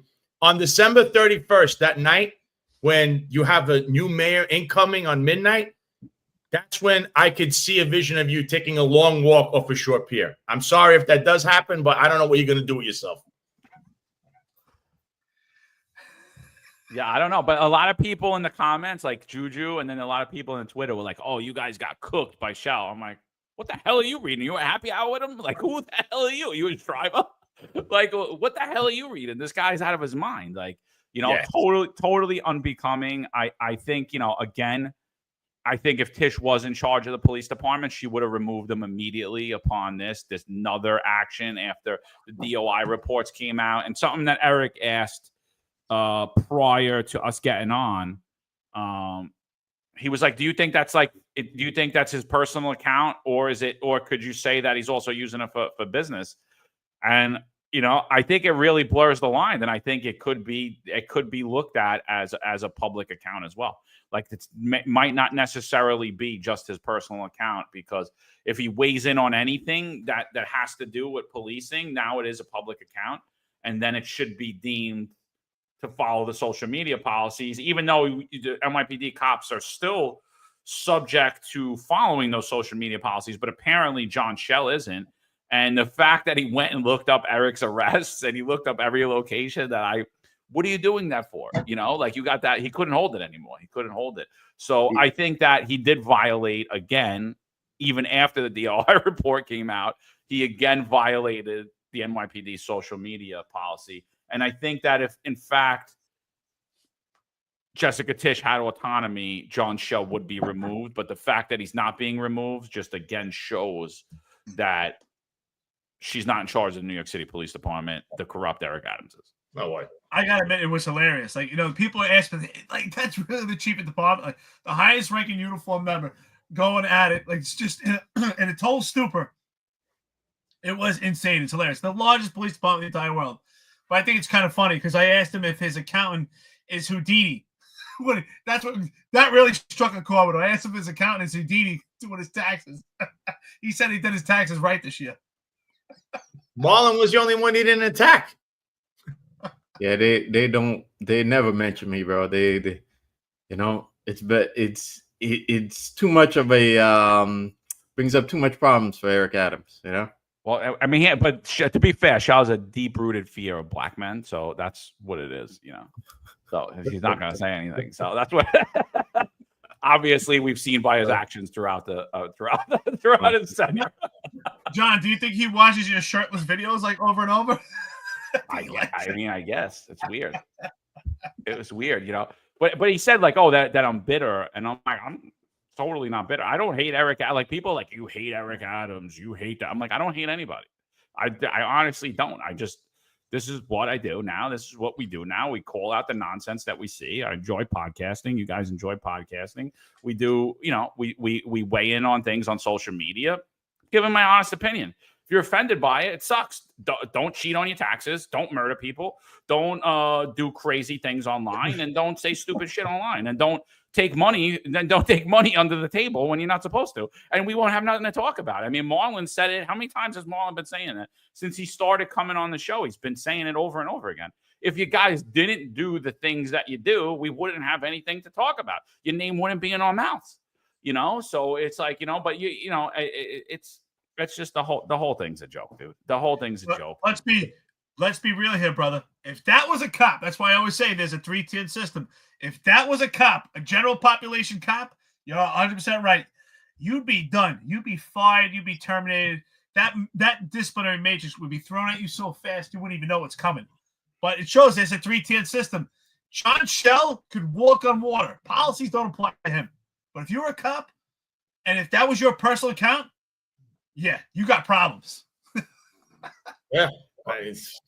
But yeah, and I see, he's talking, you're fired or whatever, and he misspelled that, by the way. But you have to, he doesn't realize that's an ongoing litigation. In fact, if I want, I could put in and say right now, your chief of department just said, oh, you're fired. What does that mean? Like you could just get lumped in just like that. He's not that bright, just like Juju. They're low information people. So is he. I mean, I've never worked with the guy. John Shell is not as smart as you think. People like he thinks he's smarter than everyone else. He's not. He truly isn't. Nobody thinks that guy's smart. Yeah, he was. His head is in the clouds from drinking the night before, the morning of. I don't know, but he, saying that he just doesn't realize he just got named in 5 lawsuits by 5 executives just a few days ago, and then we do have the cases of Dana Ratchland. Yeah, you're right. Because you completely destroyed this woman's life. She's a victim. She was either sexually assaulted or raped by someone that you guys know about. And then you completely destroyed her life and cut her off from doing anything, reporting anything. And that's you, your boy Kaz Dawdry, who's already had a history of this with Jeffrey Maddrey. Jeffrey Maddrey himself is another one of his, whatever he was trying to do with this girl. He had this girl around, what the hell was that whole scenario about? And All I did was respond with, are you going to like have your own, like Dr. Phil fund your lawyers because you shouldn't be getting represented. And I know under a different mayor, they're going to evaluate those cases and should say, you know what? Eric Adams, because he sexually assaulted somebody, all these guys, Shepard, Daughtry, Caban, Shell, Madry, 50K, General Municipal Law 50K too. You cannot be represented for sexual assault and rape and all this stuff because it doesn't fall in the scope of your duty. So the most important part is he has no answer to that. You know why? Because he knows you're right. And the taxpayer should be screaming and demanding that John Shell, who gets paid by Dr. Phil, pays his own legal bills. I'm sure Dr. Phil could fund the next time he goes on the show and shows you he's doing something. Or remember when he did that crazy, he took Dr. Phil through that 85 that was going on. Remember? That was a whole incident. Well, he got paid for that. Now you know. Yeah. You know, I'd like to caution these executives that the internet is forever, you know? Mm-hmm. And this is your legacy. And you know, history will look back at us a lot better than it will you guys, because, you know, we did nothing wrong to get here, you know? And you have done plenty wrong to put the department in to embarrass the department, you know? And I don't think history is going to look back on that as a great period in the NYPD. He embarrassed himself. He embarrassed the cops. He embarrassed the entire law enforcement profession. He embarrassed the entire agency, and it just shows. DOI put out that report about unprofessionalism on social media, and it never stopped. It just continues. And you know what? And also, honestly, I feel sorry for him because I got a lot of good sources, and so did you guys, that he spends the majority of his day allegedly drinking in his office. This is what I've been hearing from credible sources. So you know what? They have not tried to help him. I feel sorry for him. They have not tried to help him because he clearly he's got a problem. Clearly there's a mental problem, and they're not trying to help him at all. So I feel sorry for him because one day when he retires, he's going to have nothing. He's holding on to it, and he knows he's done. He knows. But he's then done. Eric, hold on. Then if that's the case, he shouldn't have a gun and shield because he's a danger to himself and others. That's why Dana Ratcliffe had to move. They're afraid because this guy did murder someone. He killed someone. So he's a drunk that has a gun and is constantly attacking people all over online. And if you disagree with him, here's the NYPD goons come after you. Or maybe he calls, Sobro Gardens. Who knows? I don't know. But I'm saying that's the risk you run. So why does he have a gun and shield? He's a danger to society. Once again, people like Eric Adams and Jessica Tisch don't step in because they're living in La La Land. The soccer mom doesn't even know what's going on around her. And Eric Adams, forget it. He's too busy to try and deflect what he just said 5 seconds ago on TV. Yeah. And Jack says Shell will get a job in conservative media when it's all said and done. I think you're 100% right, and it's disgusting because for 3 years he was deep-throating far left progressive policies and basically standing in front of Eric Adams like, no, he's the best mayor in the country. We can't go after these what was he calling them? These undocumented, and now all of a sudden he's hard right MAGA, like we told you he was when we used to do the meme saying that he was MAGA in the sheets, but woke in the streets. So it just shows how pathetic the media is, the supposed conservative media in New York.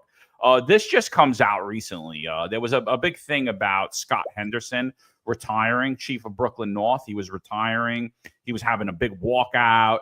Then all of a sudden it got postponed. But Pat Gordon again comes out of his face. Listen to this. Mike Freed sent this in. Thanks for sending, Mike. He says, Pat Gordon says, I am saddened to learn that another black NYPD executive will be filing for retirement today. In just the first half of 2025, we have lost black executives in the NYPD at an alarming rate. While I wish them all the best in their next chapters, I am deeply concerned about the impacts this has on both internally and impacts it will have on communities of color. Again, he's somehow saying that white executives or any non-black executives harm communities of colors and harm the NYPD.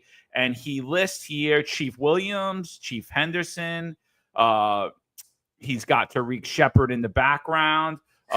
Judith Harrison's below to the left. I think that she actually retired. I don't think she had any scandals. I'm not sure who's on the right, and I'm not sure the other pitchers.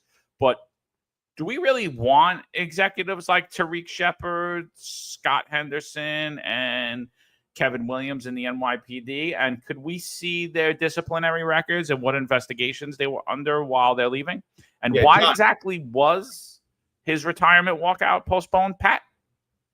Yeah, John, I think he forgot to mention, he's mentioning all these black executives. How about a black executive? Her name is Gabby Walls, that Scott Henderson chased around like a rabbit, okay? How about that one? I guess Patrick Gordon doesn't want to talk about Gabby Walls, right? He's in a lawsuit right now, Mr. Scott Henderson. He's Madry's right-hand man, and the stuff that him and Kaz Dodry were saying to Gabby Walls is despicable. He should not forget about a walkout. He should have been terminated. Forget about walkout. Patrick Gordon lives in a glass house, by the way. The Guardians, the last time they were relevant, Eric Sanders was their president. That was the mid-'90s. Since then, they're a joke, and having Eric Adams around and honoring Tim Pearson makes it even a bigger joke, okay? That's what I got to say about this guy, Patrick O'Gordon, with his nonsense.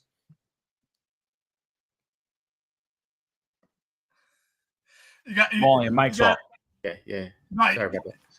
You gotta laugh at this thing because Patrick Gordon is always supporting and putting emphasis on chiefs that have just completely have been black, who should be blackballed and have the complete appearance of impropriety. When he put out Madry and other chiefs that have just complete have had total appearance of impropriety, been part of a corruption probe, and he was supporting them for Black History Month. So I mean, there's no credibility for the Guardians. Patrick Gordon is a complete loser. He's a bum. He's a complete racist and complete bigot. That's the bottom line. But going back to what you're saying also, when we talk about John Shell, him accessing my arrest record in a drunken stupor, you have to ask yourself, you talk about danger. What else are they accessing? What else are they trying to access about us on this network? And I'm sure it goes far beyond our arrest record. So are they a danger? The answer is yes. There's no doubt about it. Are we afraid? No. We're not afraid. But we have situational awareness. And there's no doubt about it. They will stop at nothing to stop this network. Oh, John, I see what John just put up because I was going to get to that because I just got a memo about that. Yeah, so let's talk Pat Gordon. I hope you're listening, bro. So he's another black executive that was just removed from his position. Commanding officer of the Aviation Unit in the NYPD. We told you about this I think last Friday. I think Rob Lukash also reported on this on Wednesday. So Winston Faison, Aviation Unit, was transferred to the Transportation Bureau, right? Out of nowhere. Now, it's not out of nowhere if you've been listening, if you've been paying attention, if you know everything that's happened. Rumor is he damaged a helicopter, specifically damaged a rotor on a helicopter, and it requires an immediate notification to the FAA. So what he did instead was try to cover it up, didn't notify the FAA, and it's rumored that his own guys called the FAA on him.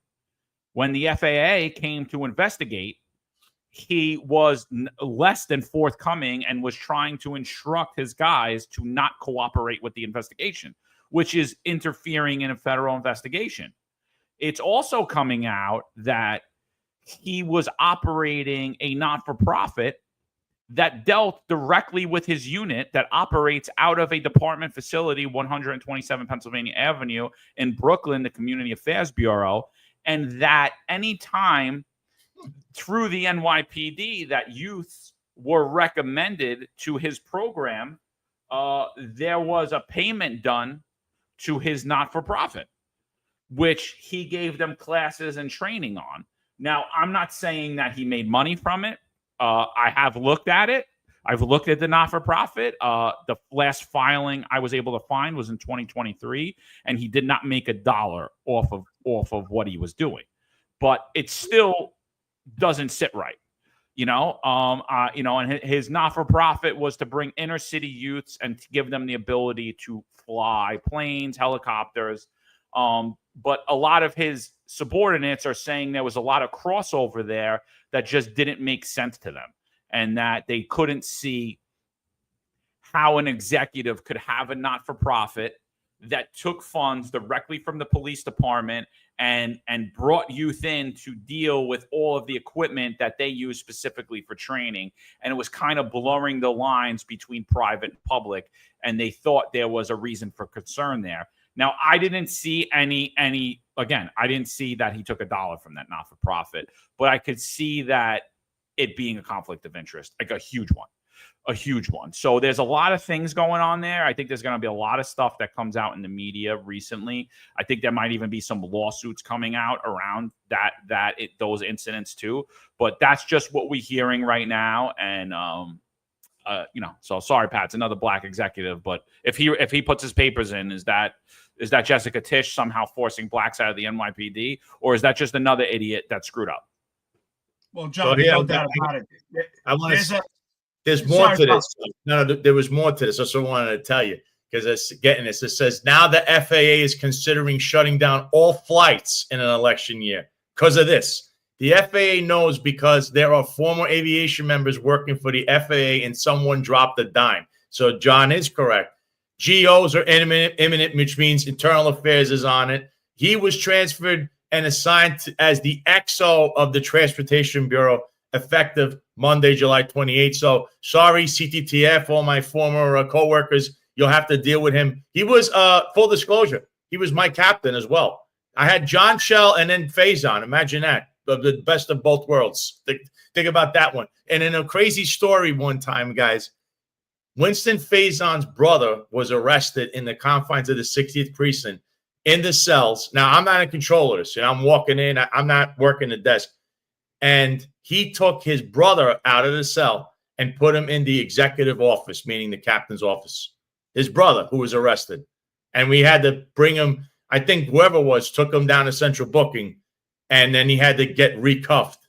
So here's a perp, got arrested for something. He let him out the cell to sit him down in the executive office. And if people say, why didn't you complain? Why don't you do this? Internal affairs or whatever. Faison's part of that Crumbs Madry cruise, kind of like on the bottom of the whole thing. So you can't complain about this guy because, as you realize, the internal affairs, where do the complaints go?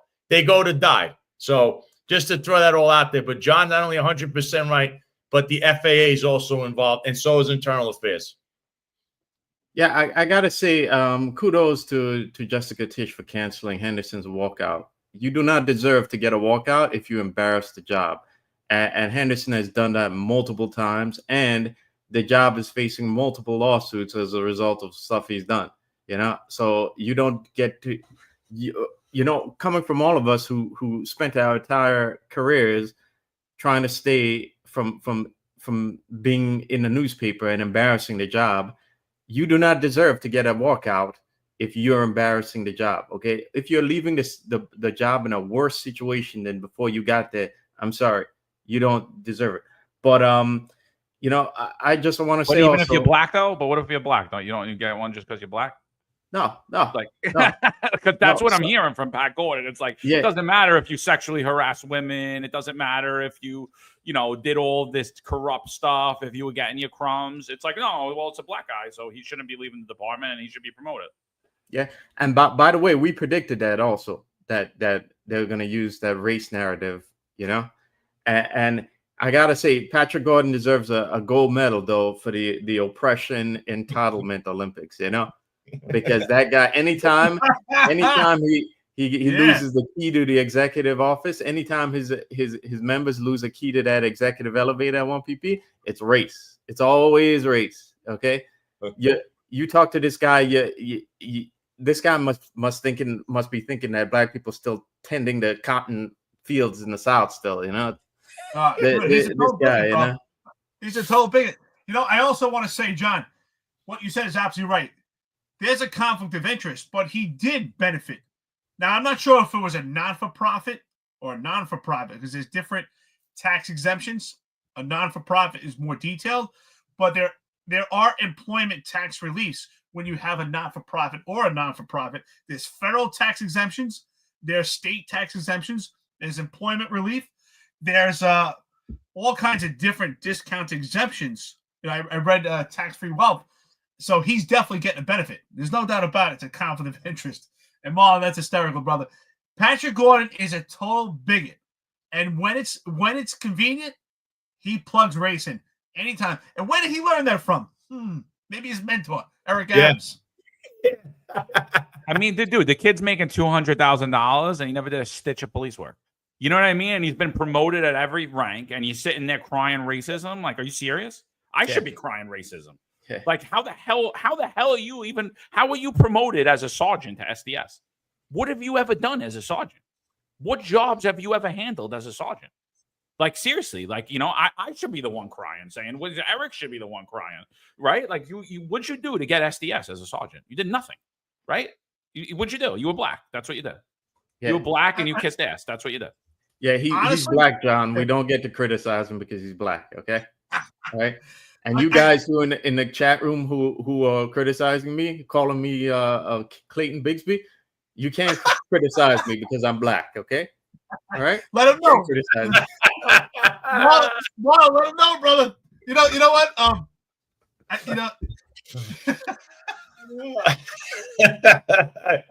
Where's your crumbs, Marlon? Where's your crumbs? I lost my train of thought because I'm laughing here.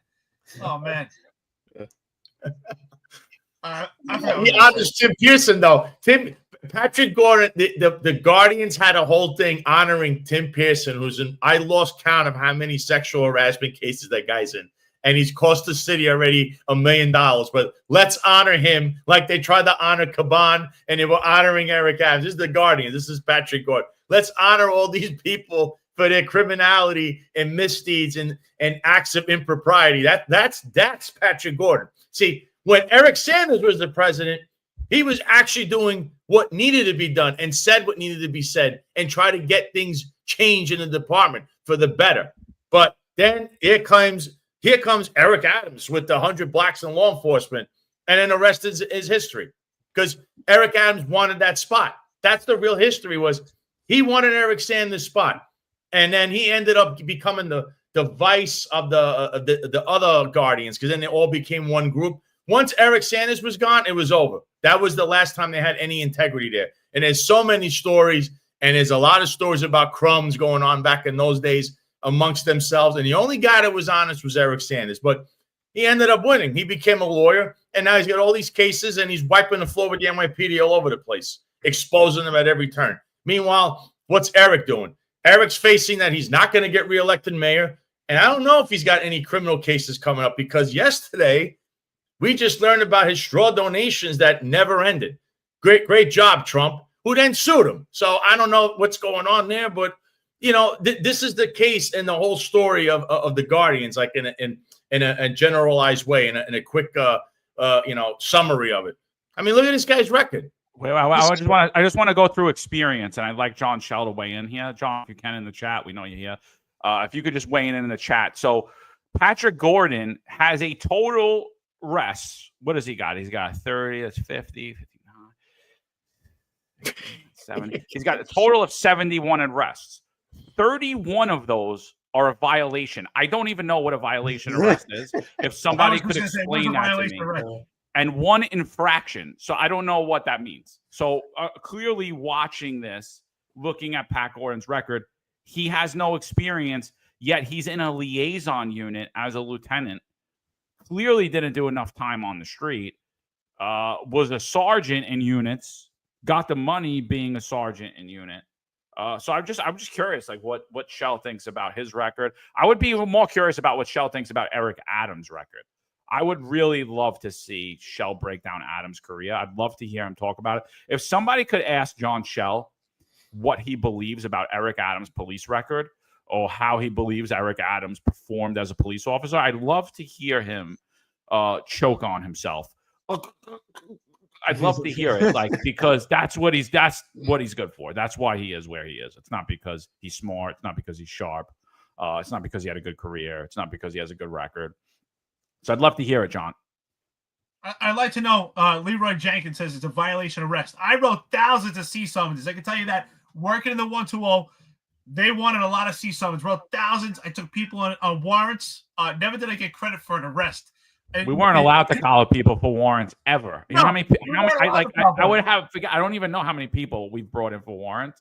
Never took a credit for an arrest for a warrant violation arrest. Never heard of it. First of all, what they don't understand, also working the 120 always understaffed and it's super busy. God forbid you brought a stupid collar. If you brought a 511 or like a shoplifting collar, they would be held to pay. You know, you would hear from the bosses of the 120. If it was a robbery, it's a burglary, yeah, come in with that collar. But if you come in with a stupid collar and you're putting a car down, a violation arrest, come on with that. That's a C summons. Write the summons. Either bring them in, cut them the summons, or even if you print them. I didn't know you get credit for a violation arrest. But anyway, I just got a question for you guys. I know some people like it, but I left the job like a thief in the night. I don't get the whole walkout thing. I get it. Someone gets shot coming out of a hospital, but because you left the job and get a walkout, I didn't ask for it. They asked me if I wanted. I said absolutely not. I left like a thief in the night. I don't get the whole walkout thing. I don't think it's necessary anyway. What do you guys think about the walkout? Whatever. Like I saw one for the detective first grade. He did 40-something years. I thought it was nice, like I said, I was like basically stoned on my way out. I was treated like I was an alien from a foreign nation, from a foreign world that came out. It was like people were in like Tyvek suits because, oh my God, please put a mask on, John, for our safety, please. So like I was kicked out of the door. Marlon was terminated. I see like sometimes it's nice. I guess like some people want it, I mean, I don't think it's necessary. I don't think we should shut down department operations. I do think those things should be done privately, maybe, but I mean, the thing that I see that's wrong with it though, is it's like totally arbitrary who gets one and who doesn't, like it's totally like if you're just in with the in crowd and if you're not in with the in crowd, you could have had the best career in the world and you're not getting one. And that's it. Like if you remain decent with the in crowd, you'll get one at that time. And if you're not getting one. And I think it's completely arbitrary. Me, myself, I probably would opt to not have one if I was given the opportunity instead of having stones thrown at me on the way out. I gotta tell you a story. These walkouts, right? What about the cops that don't like the guy to getting walked out, but are forced to go unless they're going to get an undesirable assignment for not going to the walkout? I think you want one of these things. You want to be a self-impressed person because only self-impressed people want this stupid stuff like Eric Adams. Look at me. I don't care what people. The only reason I put this in the back here saying, you know what this shows? I wasn't a zero. I worked. I made arrests. I did what I had to do. I wasn't like what these guys try to make me out to be. That's the only reason. Like, I don't even want to be mentioned. People, former NYPD. I was always just Sal Greco. And yeah, I liked wrestling and other things, sports, highlight, that's what I always focused on. This is just a temporary moment in your life. You should be 20 years that you're going to have to do this and then you're done. Anyone who then dwells on it and talks about it like the Joe Coppers, back in my day, kid, we used to do the patrol guy. What does that mean? You learn it in the locker room, kid. That's what matters. We tell you what to do. Like that kind of stuff. Like I never want to glorify any of that stuff. So to me, I hope that one day when I'm not here anymore and they do those personnel orders, I don't even want to be mentioned that I anything happened. I passed away. That's the way I saw it. It's just a job. I walk in and walk out. There's going to be people I remember. There's plenty of people I remember. There's people that still call you. Those are your real friends. But on that job, there's going to be plenty of people that act like they're your friend. And then the minute something happens, they're gone. They'll be the first one talking about you behind your back. John Shell, Kaz Dodry is the starters. So that just tells you all you need to know. If you want to get a walkout to this, there's no honor in that. It's like, I don't know. To each their own. But I didn't like being told, oh, we need people to go at the walkout or else we're going to, you're going to get that overtime that's happening this weekend, you're going to get it if you don't go to that walkout because nobody wanted to go. They didn't like the guy or the girl. Nobody liked them. So, you make life miserable for people and then you want to walk out on top of it. So that's what Henderson wants. He sexually harassed Gabby Walls, but let's reward him with a walkout. That's a great thing. Oh, by the way, the taxpayers are going to be stuck with that bill. Great job, Scott. You really deserve a walkout, man. You're one of a kind. Like, get out of here. This is ridiculous. Yeah. Well, that's my point, right? Like I didn't care.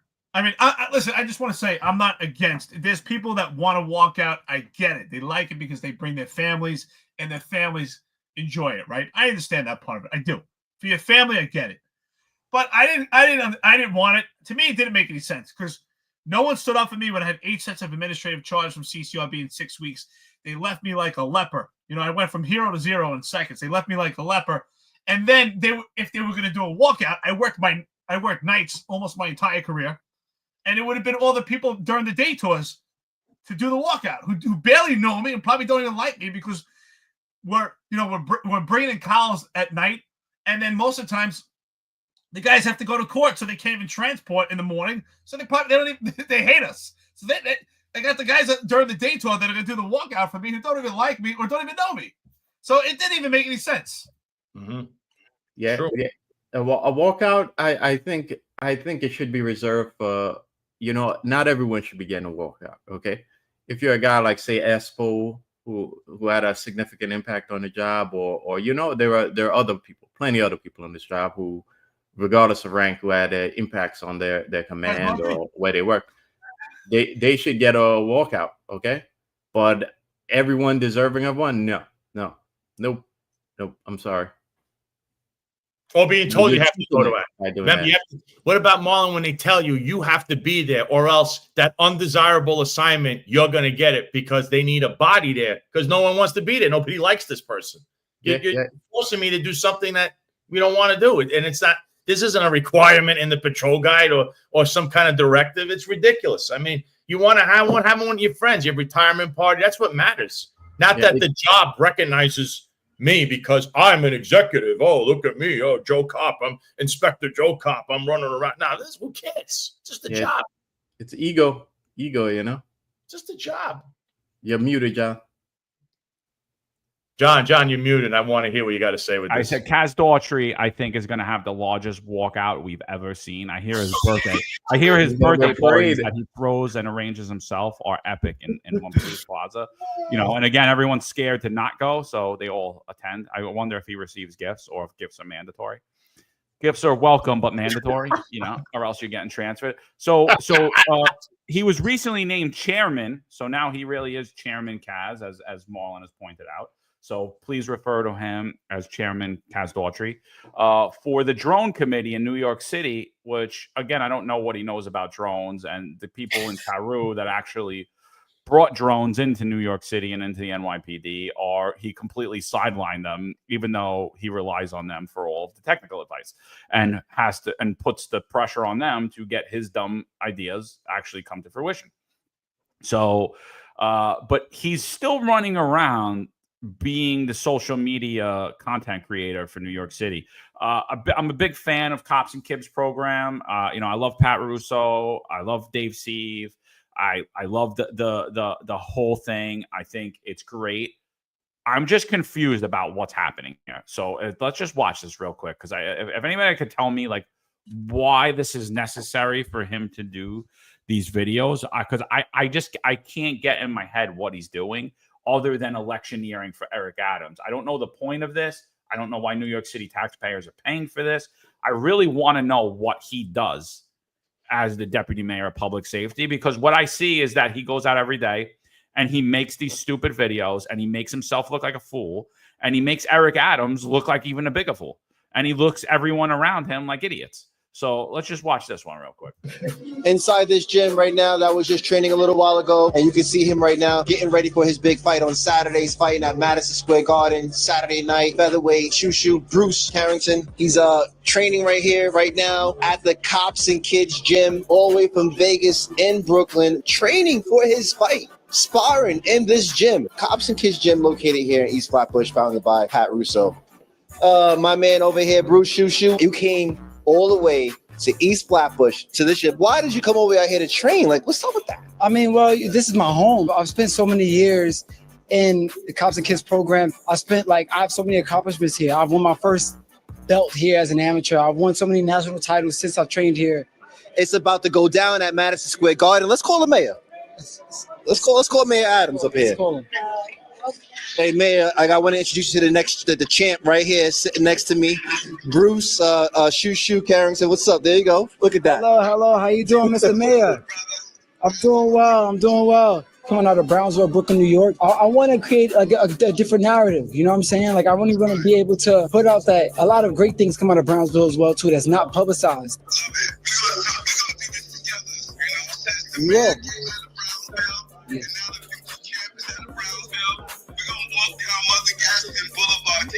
Yes. Thank you. I appreciate it. Thank you. Everybody say what's up to the mayor. You like coming to this gym? Yeah, I love this gym. What do you love about it? It's like a home to me. You know, Coach Davis like my father. You know, like I don't get to see my father live. He's like my father. He take care of me. When I was down, he gave me some cash. He got me gear, all of that. He taught me everything. You know. I love everything about this gym. I learned a lot. I learned skills. I learned techniques. I met a lot of people. I feel love, and this is my home. I think it's a good gym. I like how it's free and like the environment around it. Yep. It builds like your self-esteem again. Mm-hmm. There's days where it's 90-degree weather. I don't want to come. I come walking, but I still come. The weight room of the Cops and Kids gym. You saw the ring. Now we're in the weight room. Look at all of these kids here off the streets, inside the gym, hanging out. Stay tuned. Normally I'm outside, but we inside in the Cops and Kids gym, East Flatbush, Brooklyn. Thank you. Clout chasing 101. This guy's. I want to know one thing, guys. Eric Adams answered that phone call. He has the time to answer phone calls, but not to put a referendum on the ballot to say New York City doesn't want sanctuary city. But he has the time to answer this buffoon and is in. I mean, this guy's infinite clout chaser. Like he is a ruthless clout chaser. When you look at the word clout chaser in a dictionary, Kaz Daughtry's face must be there. That big fat face he has to be on it. I've never seen anything like this. This is on job time. The NYPD, who's paying for this? The taxpayer? Clearly, it's a New York City production. I'm speechless. Anyone but him could be doing this. I don't get it. I don't get it. You know, you got to laugh. I normally don't read Juju's comments, but I think this is kind of funny. It reminds me of when people say Trump is doing 4D chess. He says this is part of a broader strategy, but the finest unfiltered cast don't see the vision. Is this some type of 10D chess that we're not aware of? Kaz Daughtry going out creating content? Is this part of the public safety plan? Because apparently I don't see it. You see it. To me, I think it's costing the city millions of dollars. It's completely unnecessary and a waste of money and a waste of time. That was orchestrated. He had it planned that Eric Adams was going to be on the phone and they were going to do a FaceTime. Just think about the amount of time and effort that went into to produce that video. But Eric, he doesn't have time to do the referendum on the ballot. The most important thing that New York City residents need. They don't want illegals running around committing crimes. That would end sanctuary city. But he has the time to answer this buffoon, who anytime he calls must be something either corrupt or stupid or about clout chasing. What does this guy do all day long? He wasn't a real cop. He was driving around Miss Daisy with Madry, driving him from girl to girl, right? That's all the guy ever did. I mean, and his arrests were all handed to him. I mean, he could go on and on with this guy, but it's like mind-boggling that his clout chasing, it's like I've never seen anything like it.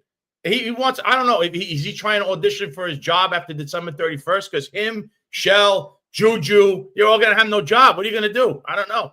It's a long walk off a short pier, man. They're going to be doing content creation at News Nation or Newsmax. Yeah, Newsmax. Yeah. But, geez, I forgot my train of thought.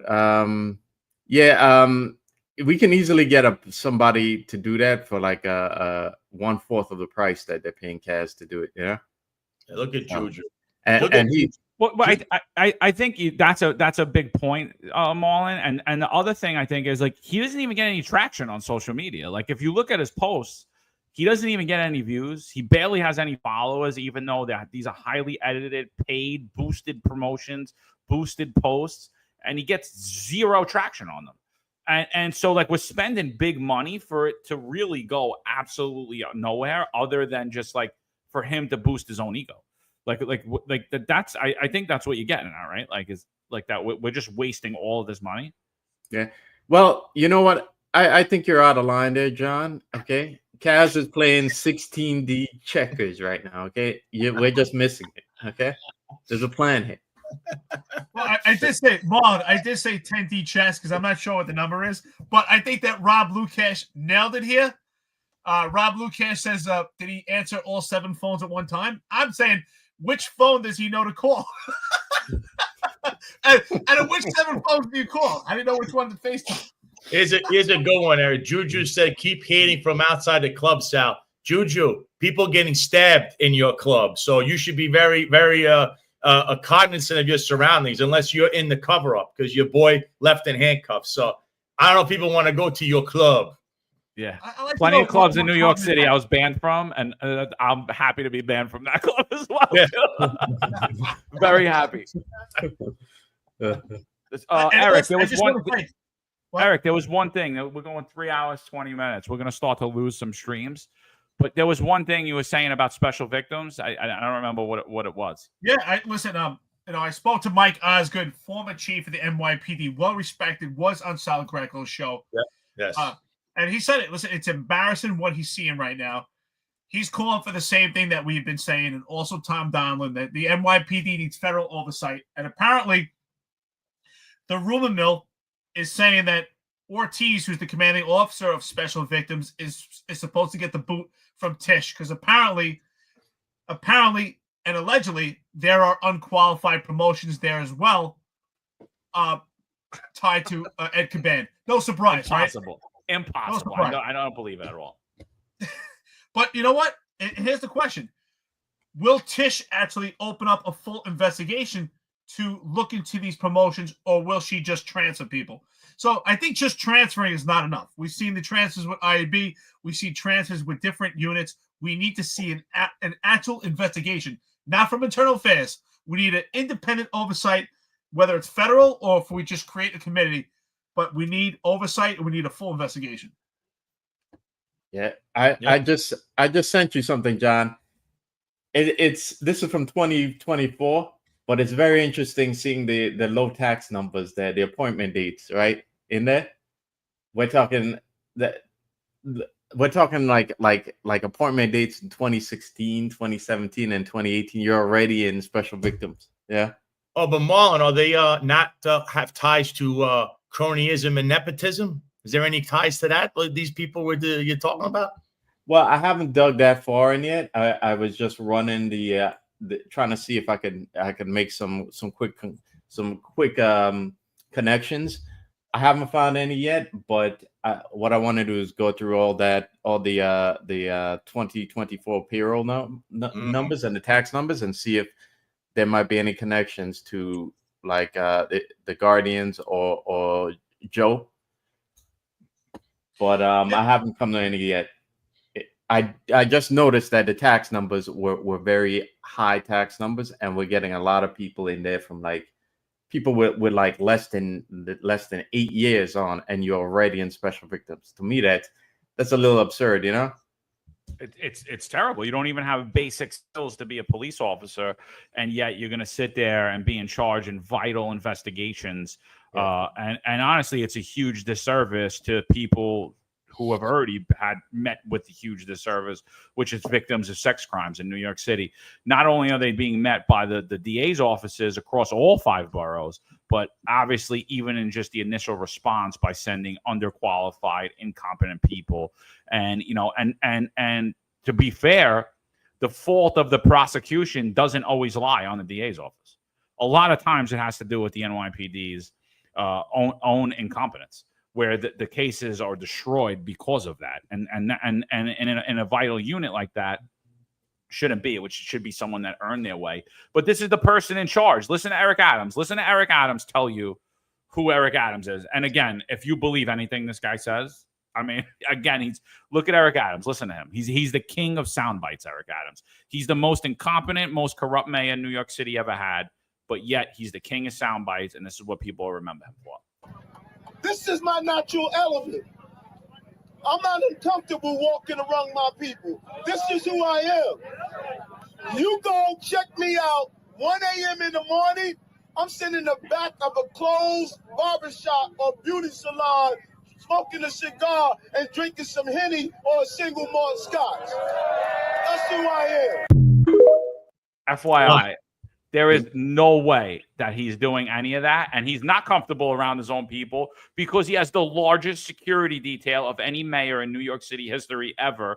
Even his cops have larger security details than the past mayor. He is not comfortable around his own people. He is not comfortable out on the streets of New York City. He's full of shit, and he's never been in the back of a salon. He's in all those freak sex clubs in Manhattan. But John, remember when we always stayed here? What kind of vote is he courting there? Oh, I got it. The low information one. That's what he's courting yet again. That's who is going to be in the back of a barbershop at 1 a.m. even drinking? What is he? Who is he talking about? Who is he? You think a voter wants to hear this stuff? They can't pay their bills. They can't pay their kids are in school. They don't know how to even juggling 3 jobs to take their kids to school. They can't get tax credits. But he's talking about hanging out in the back of a barbershop at 1 a.m. That's what the voter wants. They want to hear about that. That's what you're going to do for them. I mean, come on. And there's zero chance that he's doing it. He's wearing $5,000 suits going to zero bond, where the average, even rich New Yorkers can't get into because God only knows what the hell's happening in there. So like it's a complete joke. And by the way, he's bald. I haven't been to a barbershop in years. And I know people that own barbershops. I don't know what the hell this dude's talking about. He's bald. He doesn't have a beard. I know he likes to get his nails done and his feet manicured. And I know like he likes to get, he likes to get all that stuff like it looks good where he's wearing his ankle bracelet, his manklet. But like, I mean, the whole thing's a fabrication of, oh yeah, I'm one of you guys. No, you ain't, bro. You forgot where you came from a long time ago, dude. Maybe that's where they have the freak offs, right? He said he goes to the barbershop when they're closed, and that's where they drink the Henny. So maybe they're having a freak off there because he's definitely not getting his hair done, definitely not getting his beard done. But I just want to say one thing also, back to what I was saying earlier when we're talking about special victims. So apparently this is all linked to the Hispanic Society, allegedly. And allegedly also, Caban, apparently his connections are still pretty heavily weighted in the police department. Apparently, allegedly, Caban's niece was transferred to special victims. Keep in mind, allegedly, she was appointed December 29th on the job. She was appointed already about a month ago. Her fiance, 3 years on the job to special victims. Not even the detective squad. Special victims, an elite unit where you need extreme care in extreme sensitive cases. That's how important the NYPD puts emphasis on special victims by putting unqualified. So to John Shell's point, John Shell said, I was not qualified to be a special ops lieutenant in the South Bronx. What makes these detectives qualified? Well, Eric, it's not SVU. It's really the Consofrito crew. That's what it should be renamed to. That's the real name of that group now, really. Yeah, I just want to point out what Eric Adams did there is no different than Hillary Clinton pulling out the hot sauce, or Obama and Kamala suddenly putting on like a Southern accent, a Southern drawl when they're talking. It's no different. It's Democrats and progressives love like becoming a black stereotype when they're talking to black folks, like all black folks are hanging out at a barbershop at 1 a.m. drinking Henny. Come on, man. Yeah. He's equating Bisbee. Yeah. Hey, at least imagine if Joe Biden's had it right? Joe Biden said, if you don't vote for me, you ain't black. At least he was the one that was forthwith. He was courting. Yeah, he was straight up. I mean, these guys instead are trying to, but again, it's that low information vote. Oh, vote for me. We shop at the same store. We go to the same barber. You see, that's what he's going for. Not, I'm going to do this for you. I'm going to do that for you. Or here's my record. He can't run on his record. So he's got to run on this garbage because that's all he's got. That's all he can do. Watch. So if you're watching this, Mom Danny, you got to go on a stoop in Brownsville or something and drink like a malt Henny on the stoop or something. Imagine if the mayor was white and he did that. People would be like, what the hell are you talking about? And it's just ridiculous, But I don't know what that's his vote. That's his crowd. He only knows how to do that. We pointed out he only knows how to do what you just saw. He doesn't know how to be he doesn't know how to be informative. He doesn't know how to court. And if he is courting the elitist, that's basically where he's selling his office to all those real estate executives, like in Fort Lauderdale, not even in New York. So that's the guy you're dealing with. He can only talk one way. That's what he likes. He likes this low information crowd. We shop at the same store. Vote for me. Yeah. We're going to forget that you destroyed the city and you let illegals run around and don't put referendums on the ballot. You're great guy.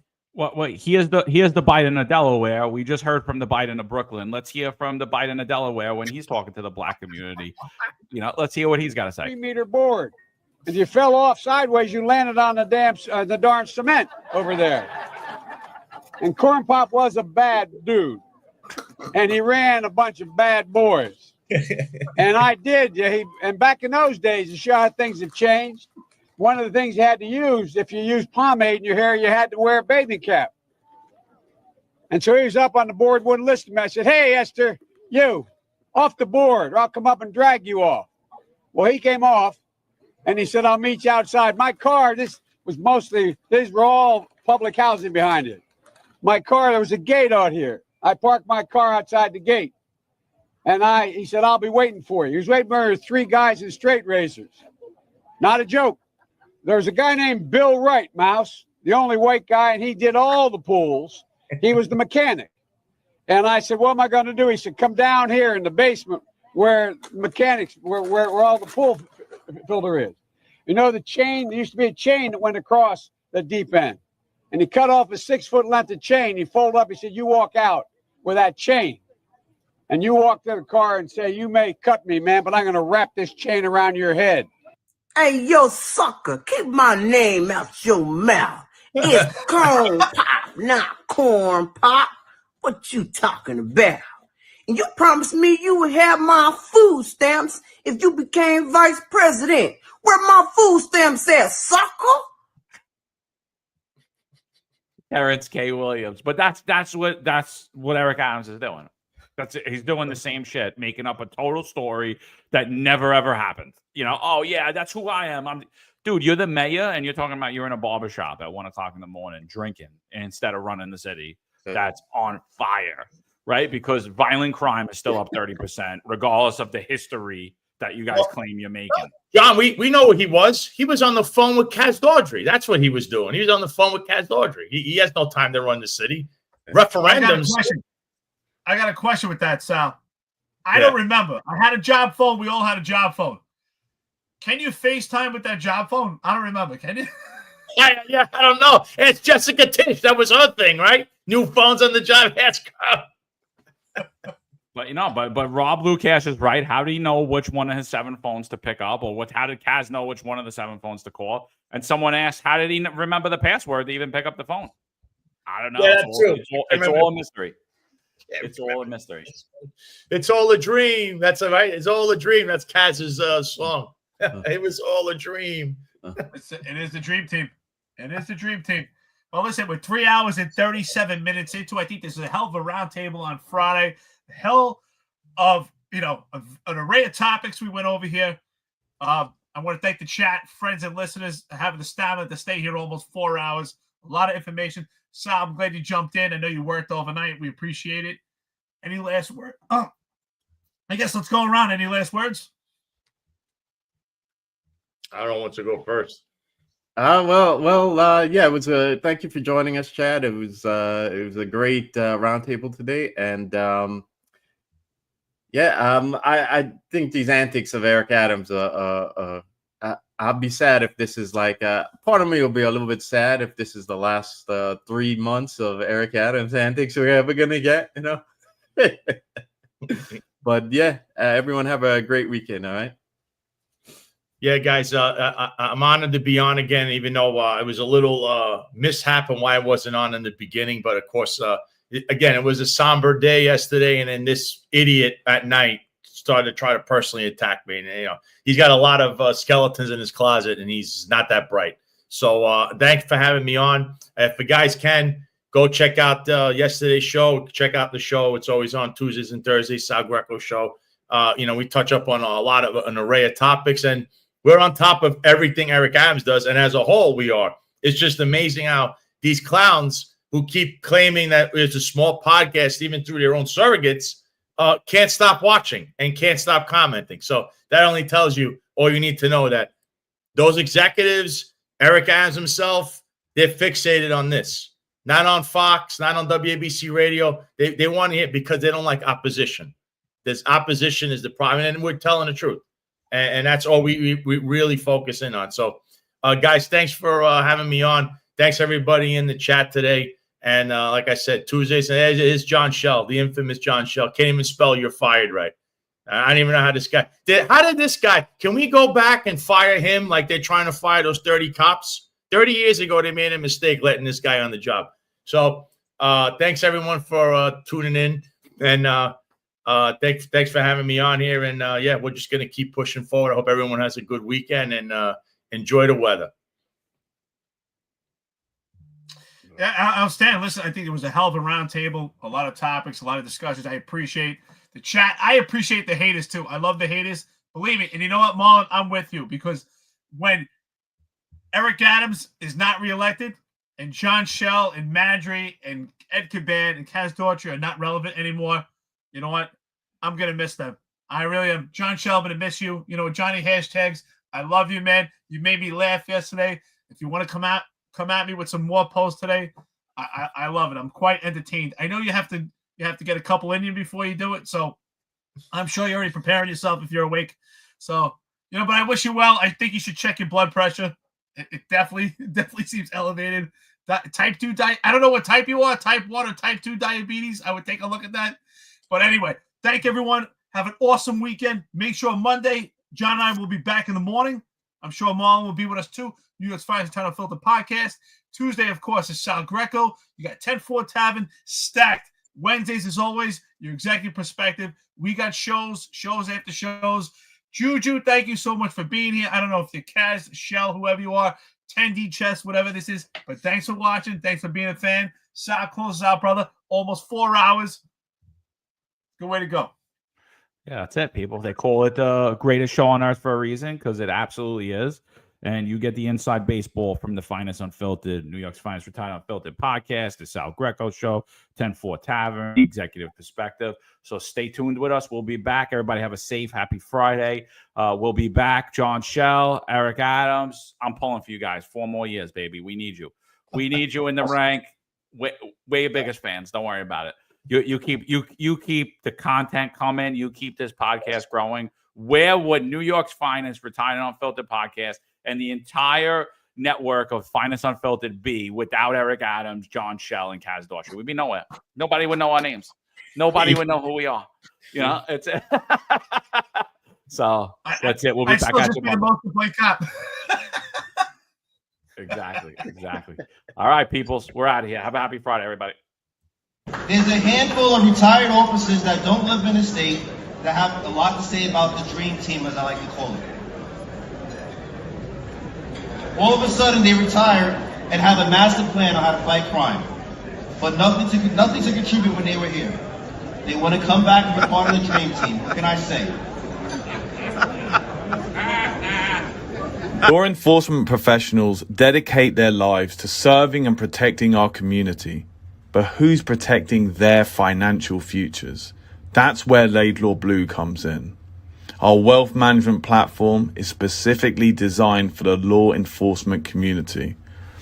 Laidlaw Blue is a division within Laidlaw Wealth Management, run by retired New York City detective John McDermott.